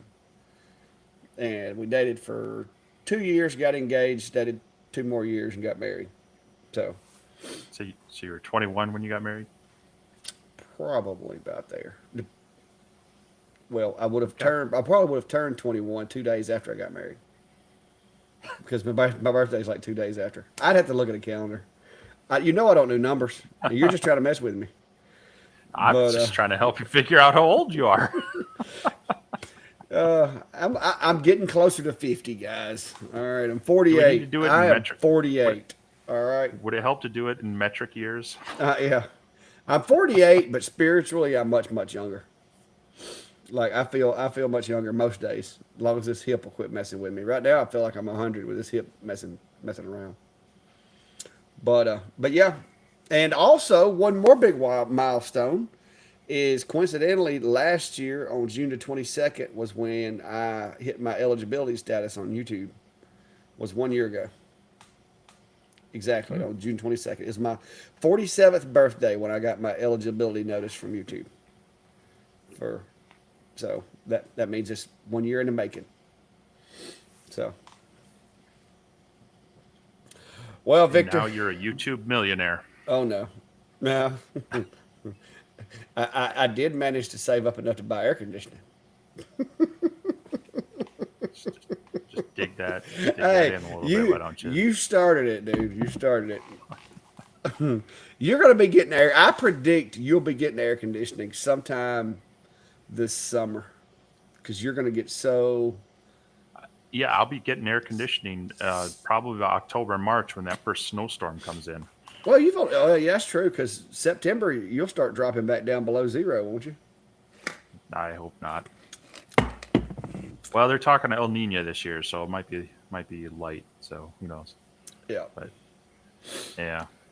Anyhow, Uh, but boy, we derailed there.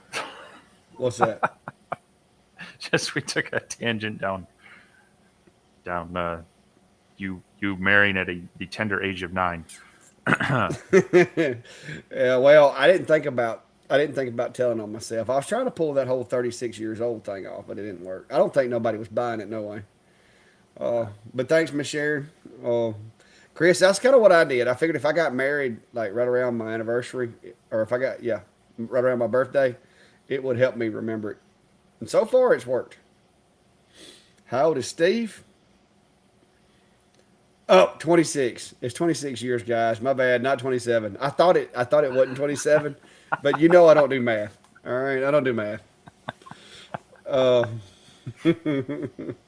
but well, Steve, audience wants to know. How old am I? Now you're gonna make me do math. I didn't. I'm not making you do it. Uh, so I will be 45 in January. Uh huh. Youngster. Youngster. Yeah. Well, so here's and you and Brandy are pretty close in age. It sounds like. Um, Carl and I are actually only 4 months apart. We went to high school together. Um, but I have on multiple times now either been asked or have been insinuated that she is my daughter. It's that. So It's that apparently, beard. I can. It's apparent. Apparently, I look a lot older than I am, and she probably looks a lot younger than she is too. But Yeah. I don't know. That kind of. I'm not sure to whether take that as a compliment or a dig or what. But Well, let's just be thankful that nobody's reporting you to the wildlife conservation folks up there thinking they saw Sasquatch when you're out there shoveling snow.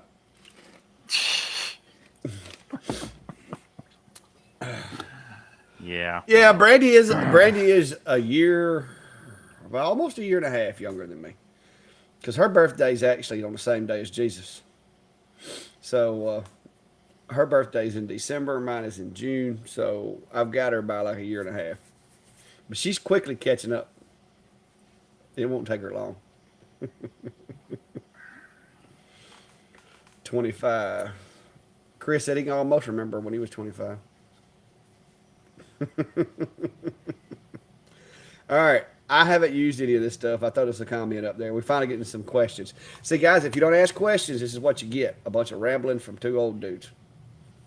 Yeah, at least solidly middle aged. Um, I have used AI art that other people have created, but I haven't done it myself. But it is an interesting thing to play with, and of course, various artists and other people will question its validity of being original art because it's all inspired by other things it can find and such. But you know, it is interesting. It is kind of fun to play with. But like any other art, it uh, takes a bit to kind of get your process for doing that basically photorealistic engraving.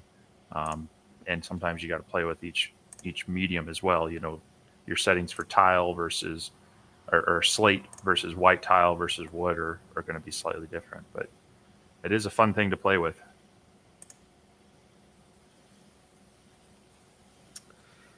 But yeah. Now, somebody's saying Sasquatch joke with no audio. I don't know. What noise? I mean, no one's ever. We only have photographs of Sasquatch, so we don't know what they sound like, right? Yeah. I don't. I didn't know if he was saying that I didn't have any audio or what. But if I didn't have audio, how did you know I made a Sasquatch joke? It's just like a tree falling in the woods and no one to hear it kind of thing. Yeah. Well, Mark, we're not considered old in certain audiences. Age is a matter of perspective, I guess you could say. Uh, my children consider me to be old. Most of the guys I work with consider me to be old. So, oh, he said no sound effects. Okay. Yeah, I didn't give myself a drum roll. That's what he's talking about. Well, I was trying to take it easy on Steve. Y'all know how Steve feels about that.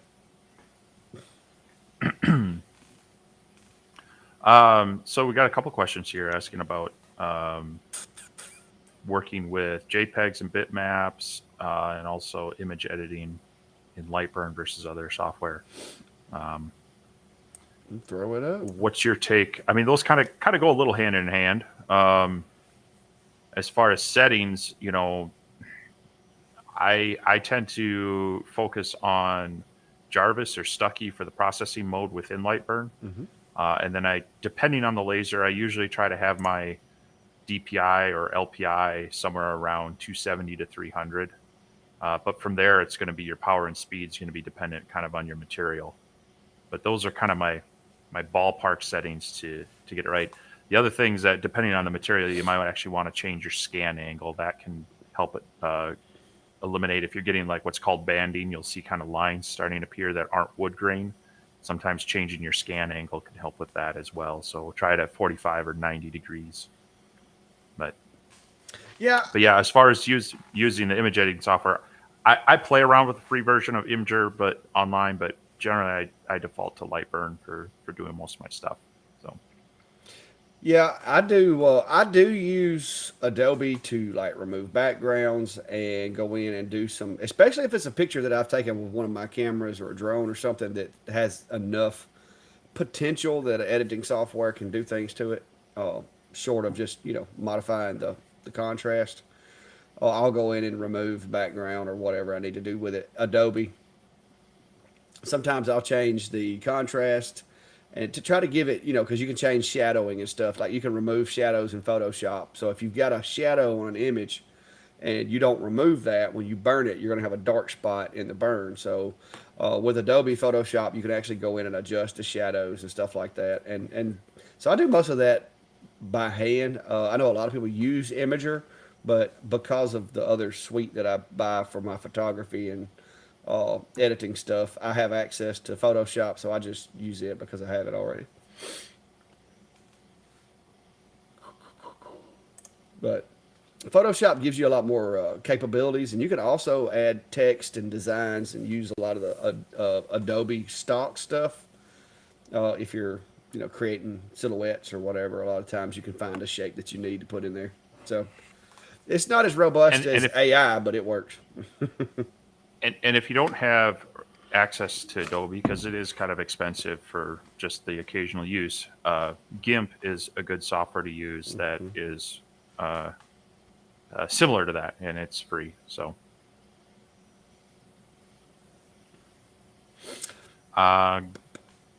glass used in enclosures. That's from the place that I find it is from JTech Photonics. I'll see if I can pull up a link for it, and they sell it in a few different sizes.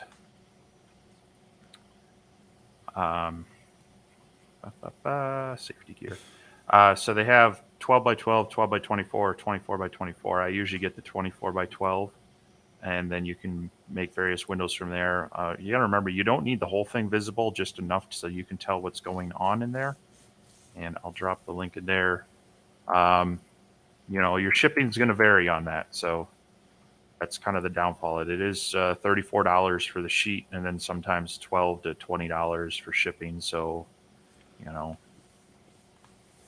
might pay to buy 2 at a time if you think you're going to be building more or whatnot. But that's that OD3 laser rated safety acrylic that I've used in most of my stuff.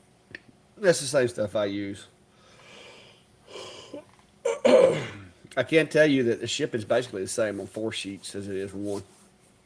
Because the last time I ordered 4 sheets just to avoid having to pay shipping in the future because I built so many enclosures.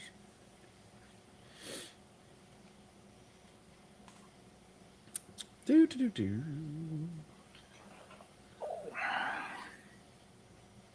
Yeah, Chris, technically, aren't you like, technically Chris is like seeing the future.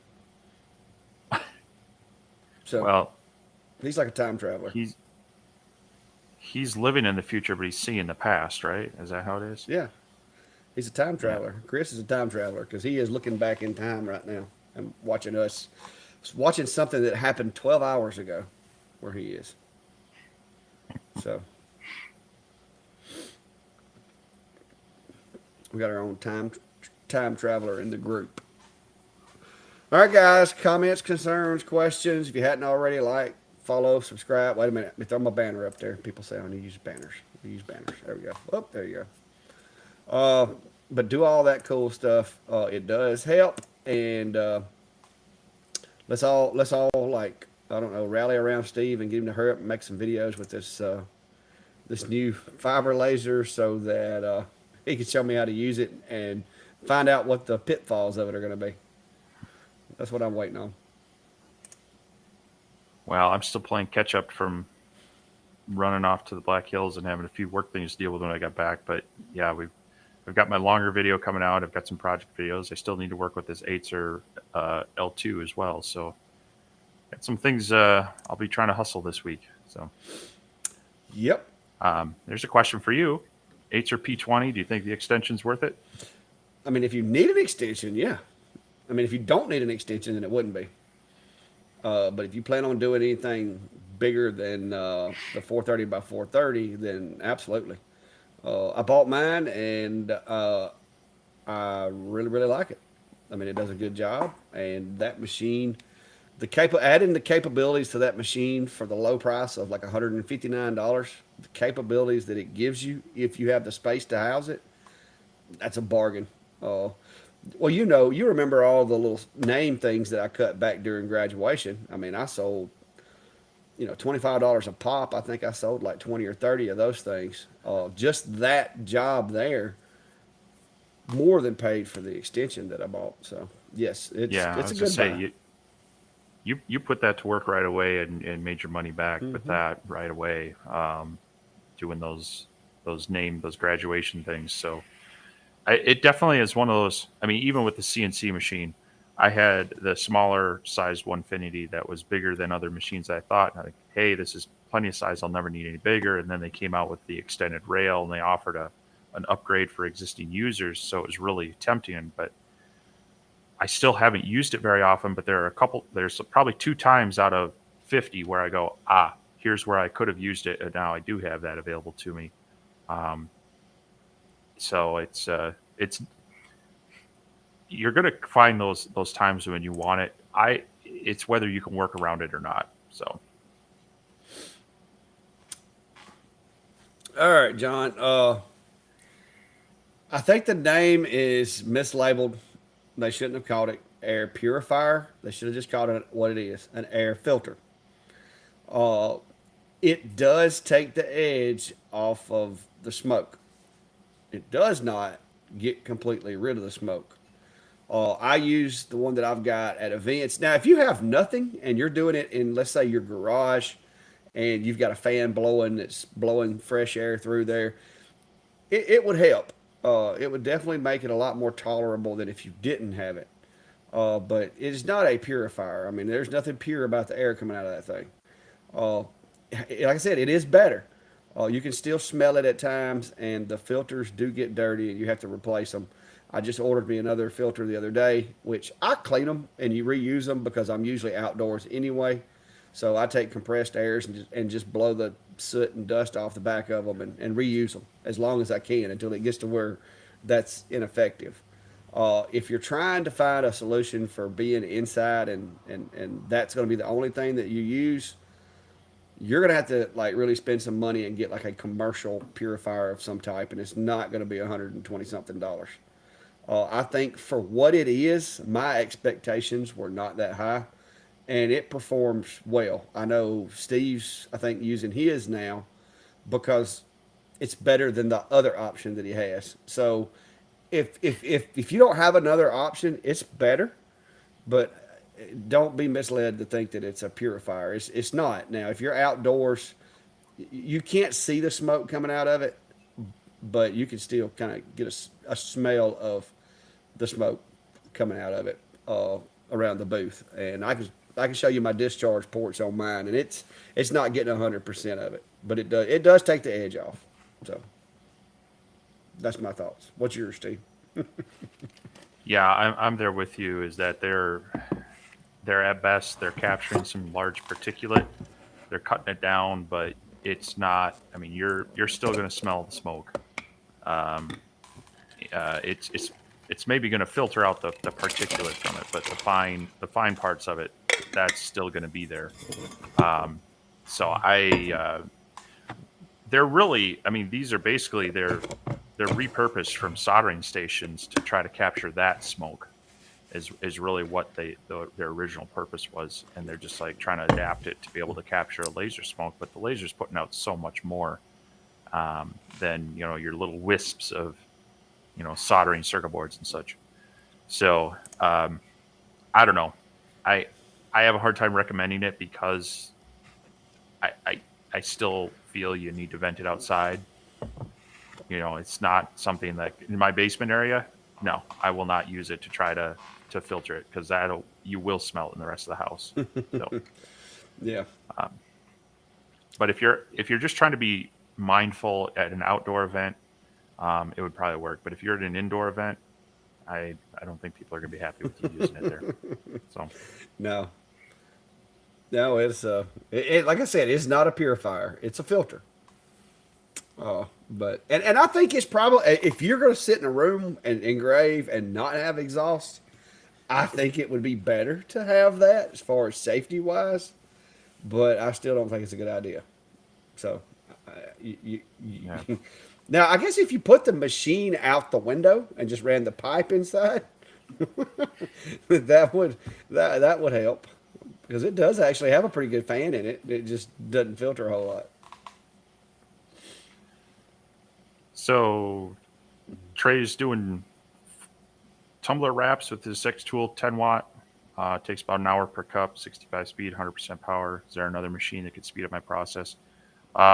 Depending on the detail of your engravings, if they're not like real fine point detail, photorealistic stuff, definitely jumping up to a 20 watt module on there is going to help you out. You're going to be able to maybe not necessarily double your speed, but you're probably going to gain another 50 to 60% of your speed. So that should hopefully cut it down to maybe 35, 40 minutes or so.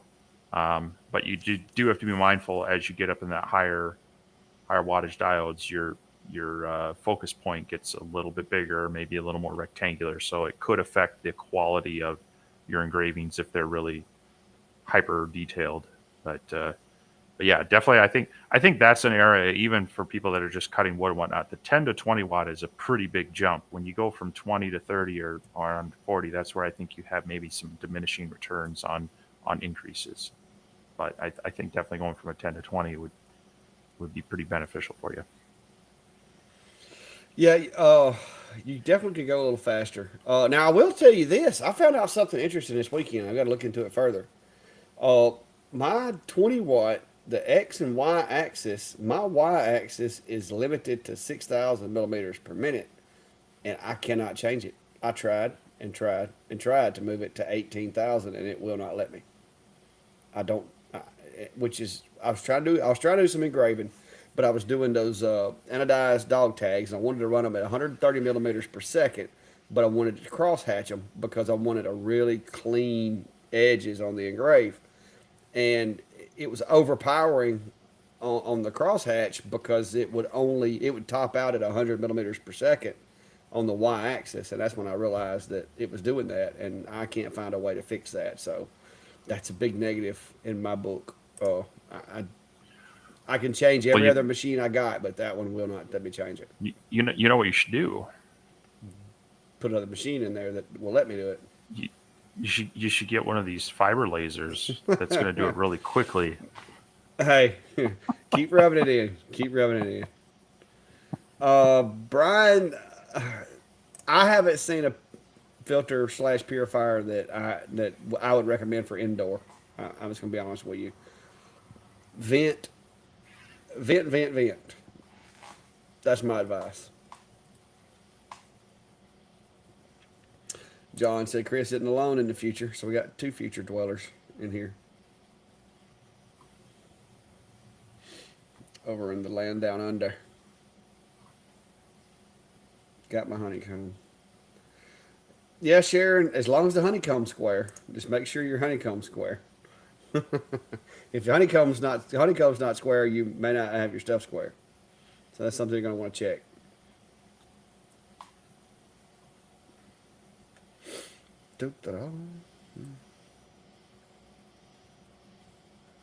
I swear that's probably the same type stuff as the other ones. So,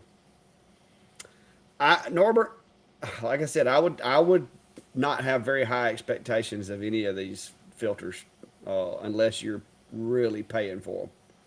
So, Um, yeah. On the low end, so you want to look for these BOFA laser filters, and on the low end, they're about $2,500 for the machine, and then to restock the filters, it's about $400 to $500 a refill. yeah. So that'll give you an idea of where you're looking at to have and these are considered for light duty, you know. So hopefully our hobbyist type stuff. If you're cutting 8 hours a day or doing long stuff, then you need something even more industrial than that. But, Yeah, like I said, I just wouldn't have very high expectations. Most houses have a window, and if nothing else, just get you one of those little pass through things for the window that holds a tube, and when you're using the machine, direct it out there. I understand some people live in apartments and so forth and so on, and an inline filter of some type, if you live in an apartment, probably wouldn't be a bad idea, so that it doesn't look like you have a smokestack coming out your window. But you could literally just kind of build you one of those with a couple of fittings and a engravable box and some filter material. I mean, that wouldn't be hard to make.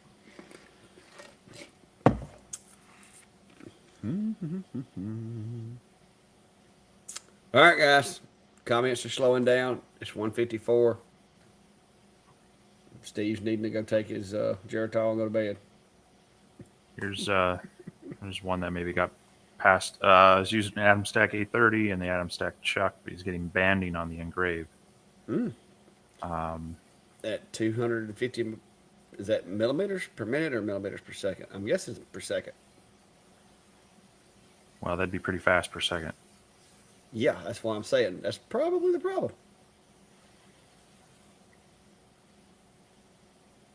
Well, he said he lowered it to 200 and 100. Um, DPI at 254. Uh, hmm.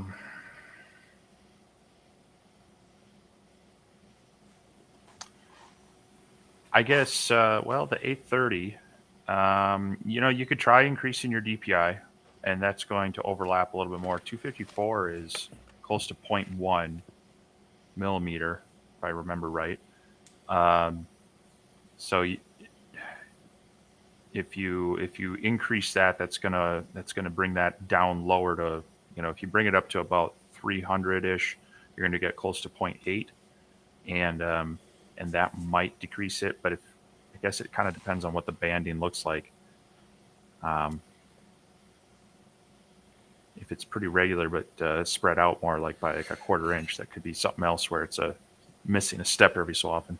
Well, see, I'm kind of curious about this millimeters per second, millimeters per minute thing because if that's millimeters per minute, the banding he's seeing is probably overburn on the stainless, and it's actually etching, staining the stainless. So I'm still kind of waiting on that. Is that millimeters per second or millimeters per minute? Because at millimeters per minute, that's like 5 millimeters per second. Okay, don't quote me on that math, but I do know that 6,000. I mean, that would be like really, really slow. That's cut speeds for wood. So I don't know if he's going that slow. It could just be that he's actually etching the material, but surely that's not millimeters per minute. It says per second. Okay. Yeah, that's pretty fast for a tumbler and a rotary because you got so many variables. But I'm like you. I run 300 on my DPI or my LPI because that puts me close to the size of the spot of most every machine in my shop. Yeah, I would agree. I would up your DPI, get it around 300, and try it from there. Because because right now, if it varies just a little bit, it might actually leave a tiny hairline uh, group of material because it. But if you overlap it a little, get it a little bit closer, it might not be as noticeable. I'm like you. I'd like to see pictures of what he's calling banding. Yeah. So you can drop that in the laser engraving community page. It's a blue cup leaves a blue hairline.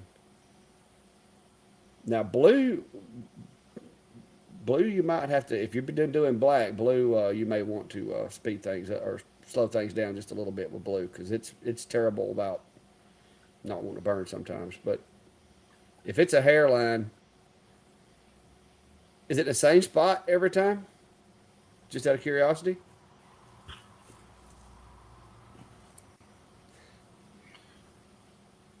It could be a little bit of something with the. I mean, there's several things it could be. It could be that your gantry is just a little bit out of square and is causing it to have a little bit of a slip right there in that one spot when it moves. So you may want to try to move your rotary towards the back of the machine or towards the front to see if it's gantry related, especially if it's doing it in the same spot on the design every time. If it's doing it consistently through the entire engrave, yeah, I would slow it down and see if that makes a difference. Uh, First off, what do you think, Steve?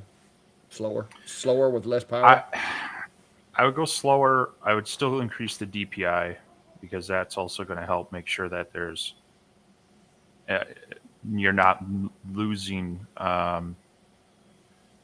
uh, anything at 254. You're right on the edge. So if there's any variable off there, it could be not burning over. You want to be careful not to overlap too much because, like you say, that you can get banding from burning the stainless steel. But I would increase the DPI.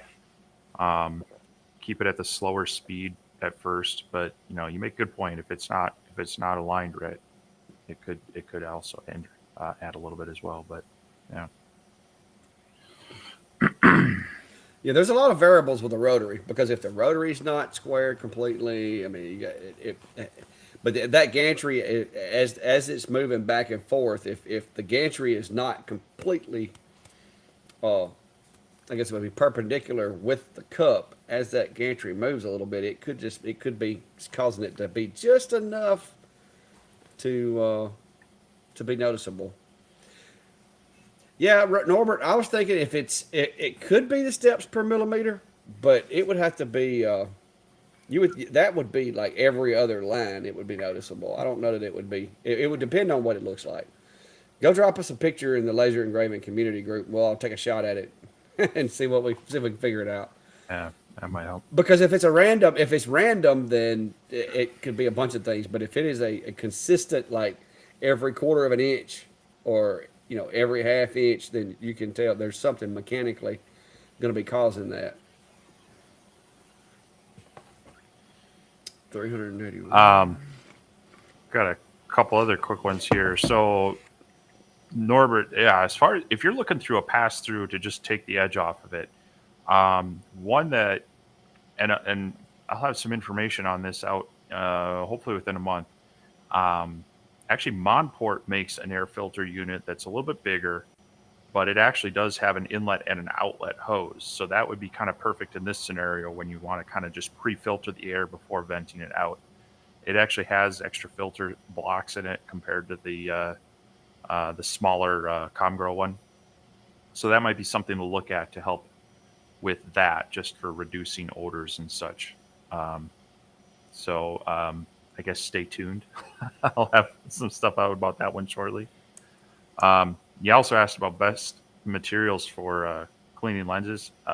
90% isopropyl alcohol is what I use. 90 or better, as least water as possible. So I think we both clicked a comment at the same time. yeah. So Mark said he got his figured um, out. He had to do the framing didn't apply. He had to do a run and then it applied. So I guess it was just a matter of getting the settings to take. uh, 10 minus 9. You're asking preferred material. For me, I use a lot of 1/8 inch Baltic birch plywood because I have a large supply of it. I used a lot of it with my CO2 laser. Outside of that, I like using some of this 1/4 inch or 5 millimeter wood from like Home Depot and Lowe's. They have a few varieties of it that it's fairly inexpensive but decent to use. You just got to get it cut down to size. That's as far as wood, and that's probably the majority of what I do is working with wood with my stuff. So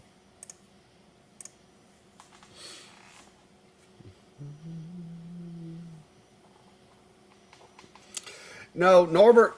Yes, LPI is dependent upon the size of the laser dot, but with that machine, most all machines are gonna that I have here are around point zero 0.08. That's on the thin side. They're going to be point zero 0.06 on some of them, but yes, it does depend because you once you get to a certain LPI, you start overlapping the burns, the lines, and so if you overlap too much, then you're gonna have to take some heat off of it to keep from having too much. You'll wind up with, you know, two lines that basically half of the line overlaps, and so you wind up getting a darker burn if you run your LPI too high.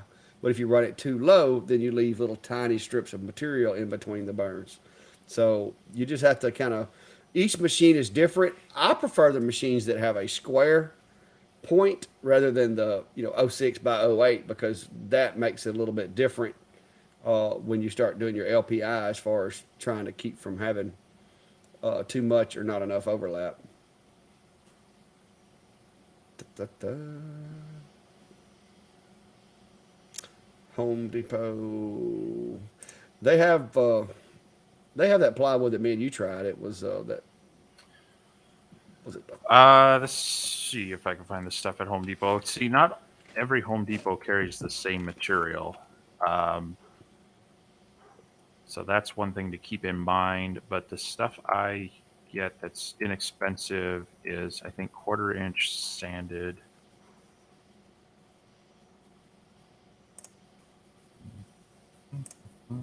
If I can find a link here.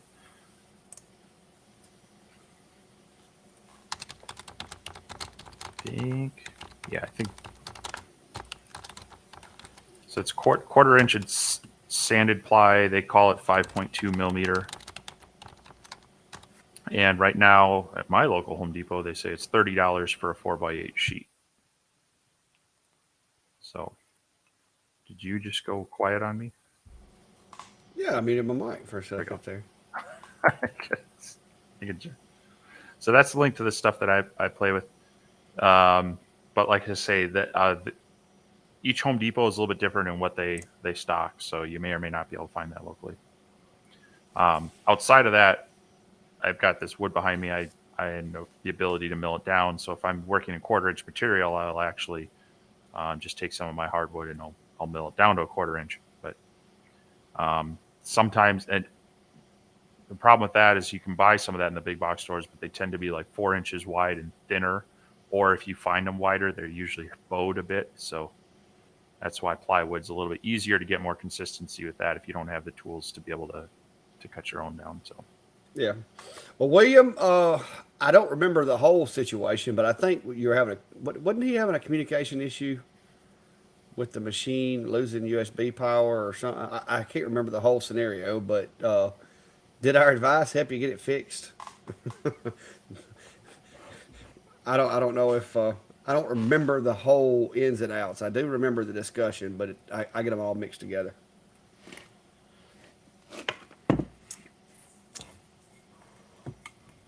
I remember I think he had several things plugged up to the computer and kept getting disconnects or something, and I think we decided that it could have been the USB load was more than the machine could handle.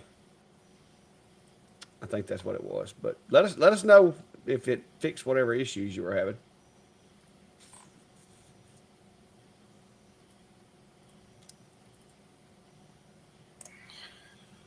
There you go. Oh, there you go. Never mind.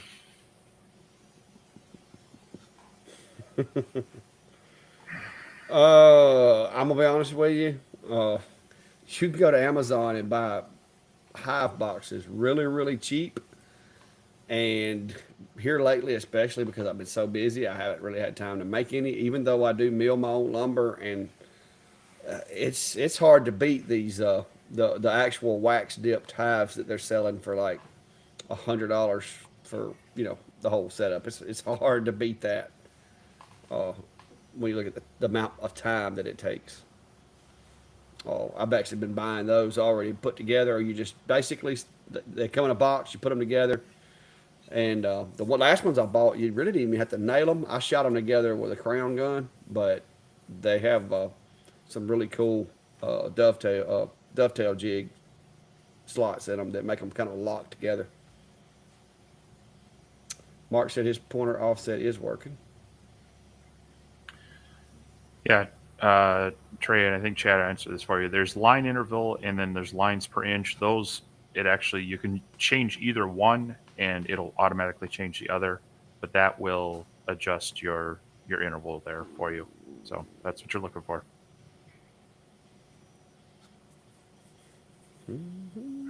Just open up your layer settings and you can adjust it from there.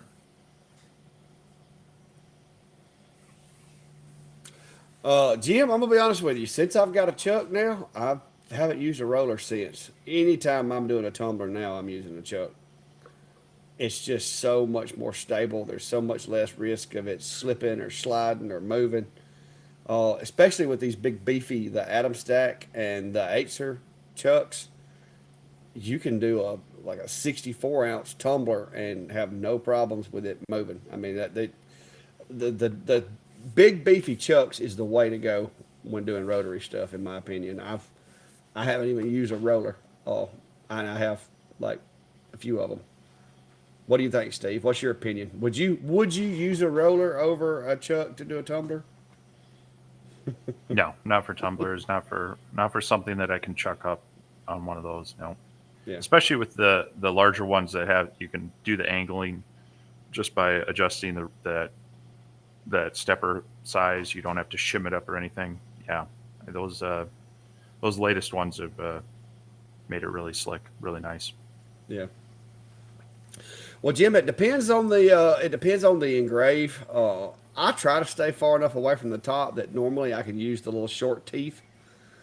But in the event that you were doing a full wrap, you could go inside and do it that way. But with the taper of most tumblers being, kind of opened toward the top, you're going to have more of a risk of slippage, unless it's one of those skinny tumblers where it's the same diameter all the way down. I think so. I would always try to go with the outside rather than the inside.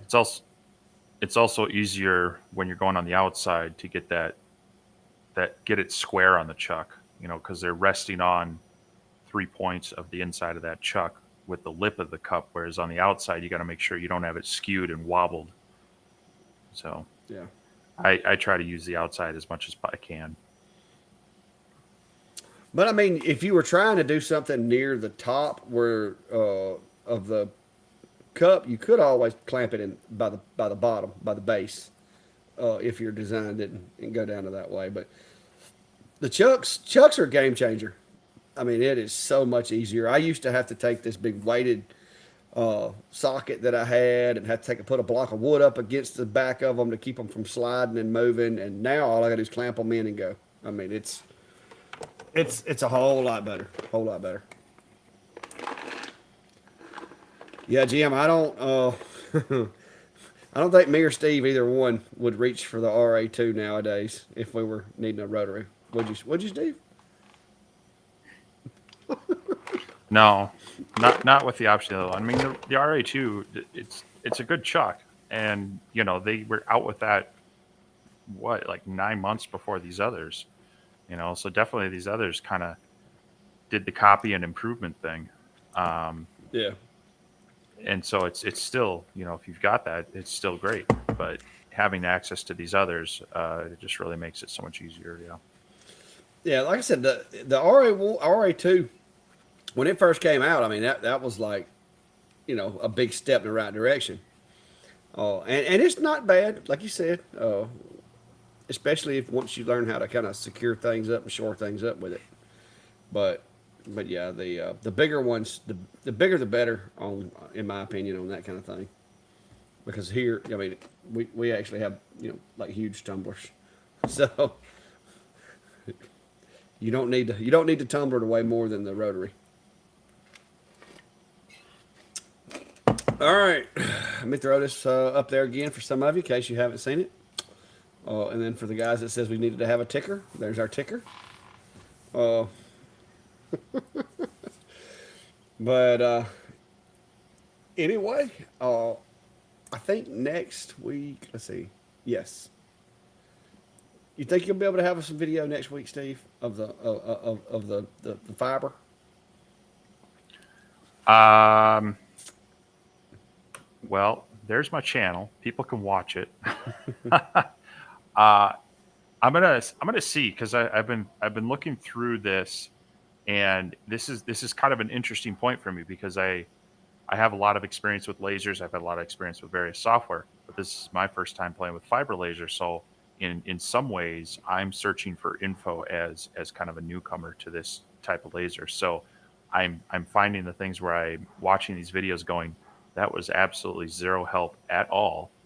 And then I'm finding the other videos that are loads of help, but 45 minutes long. So yeah, I'm going to see if I can maybe start out with some simpler ones, of just like getting it set up, and first burns and such. So I'm going to see if I can get some content out.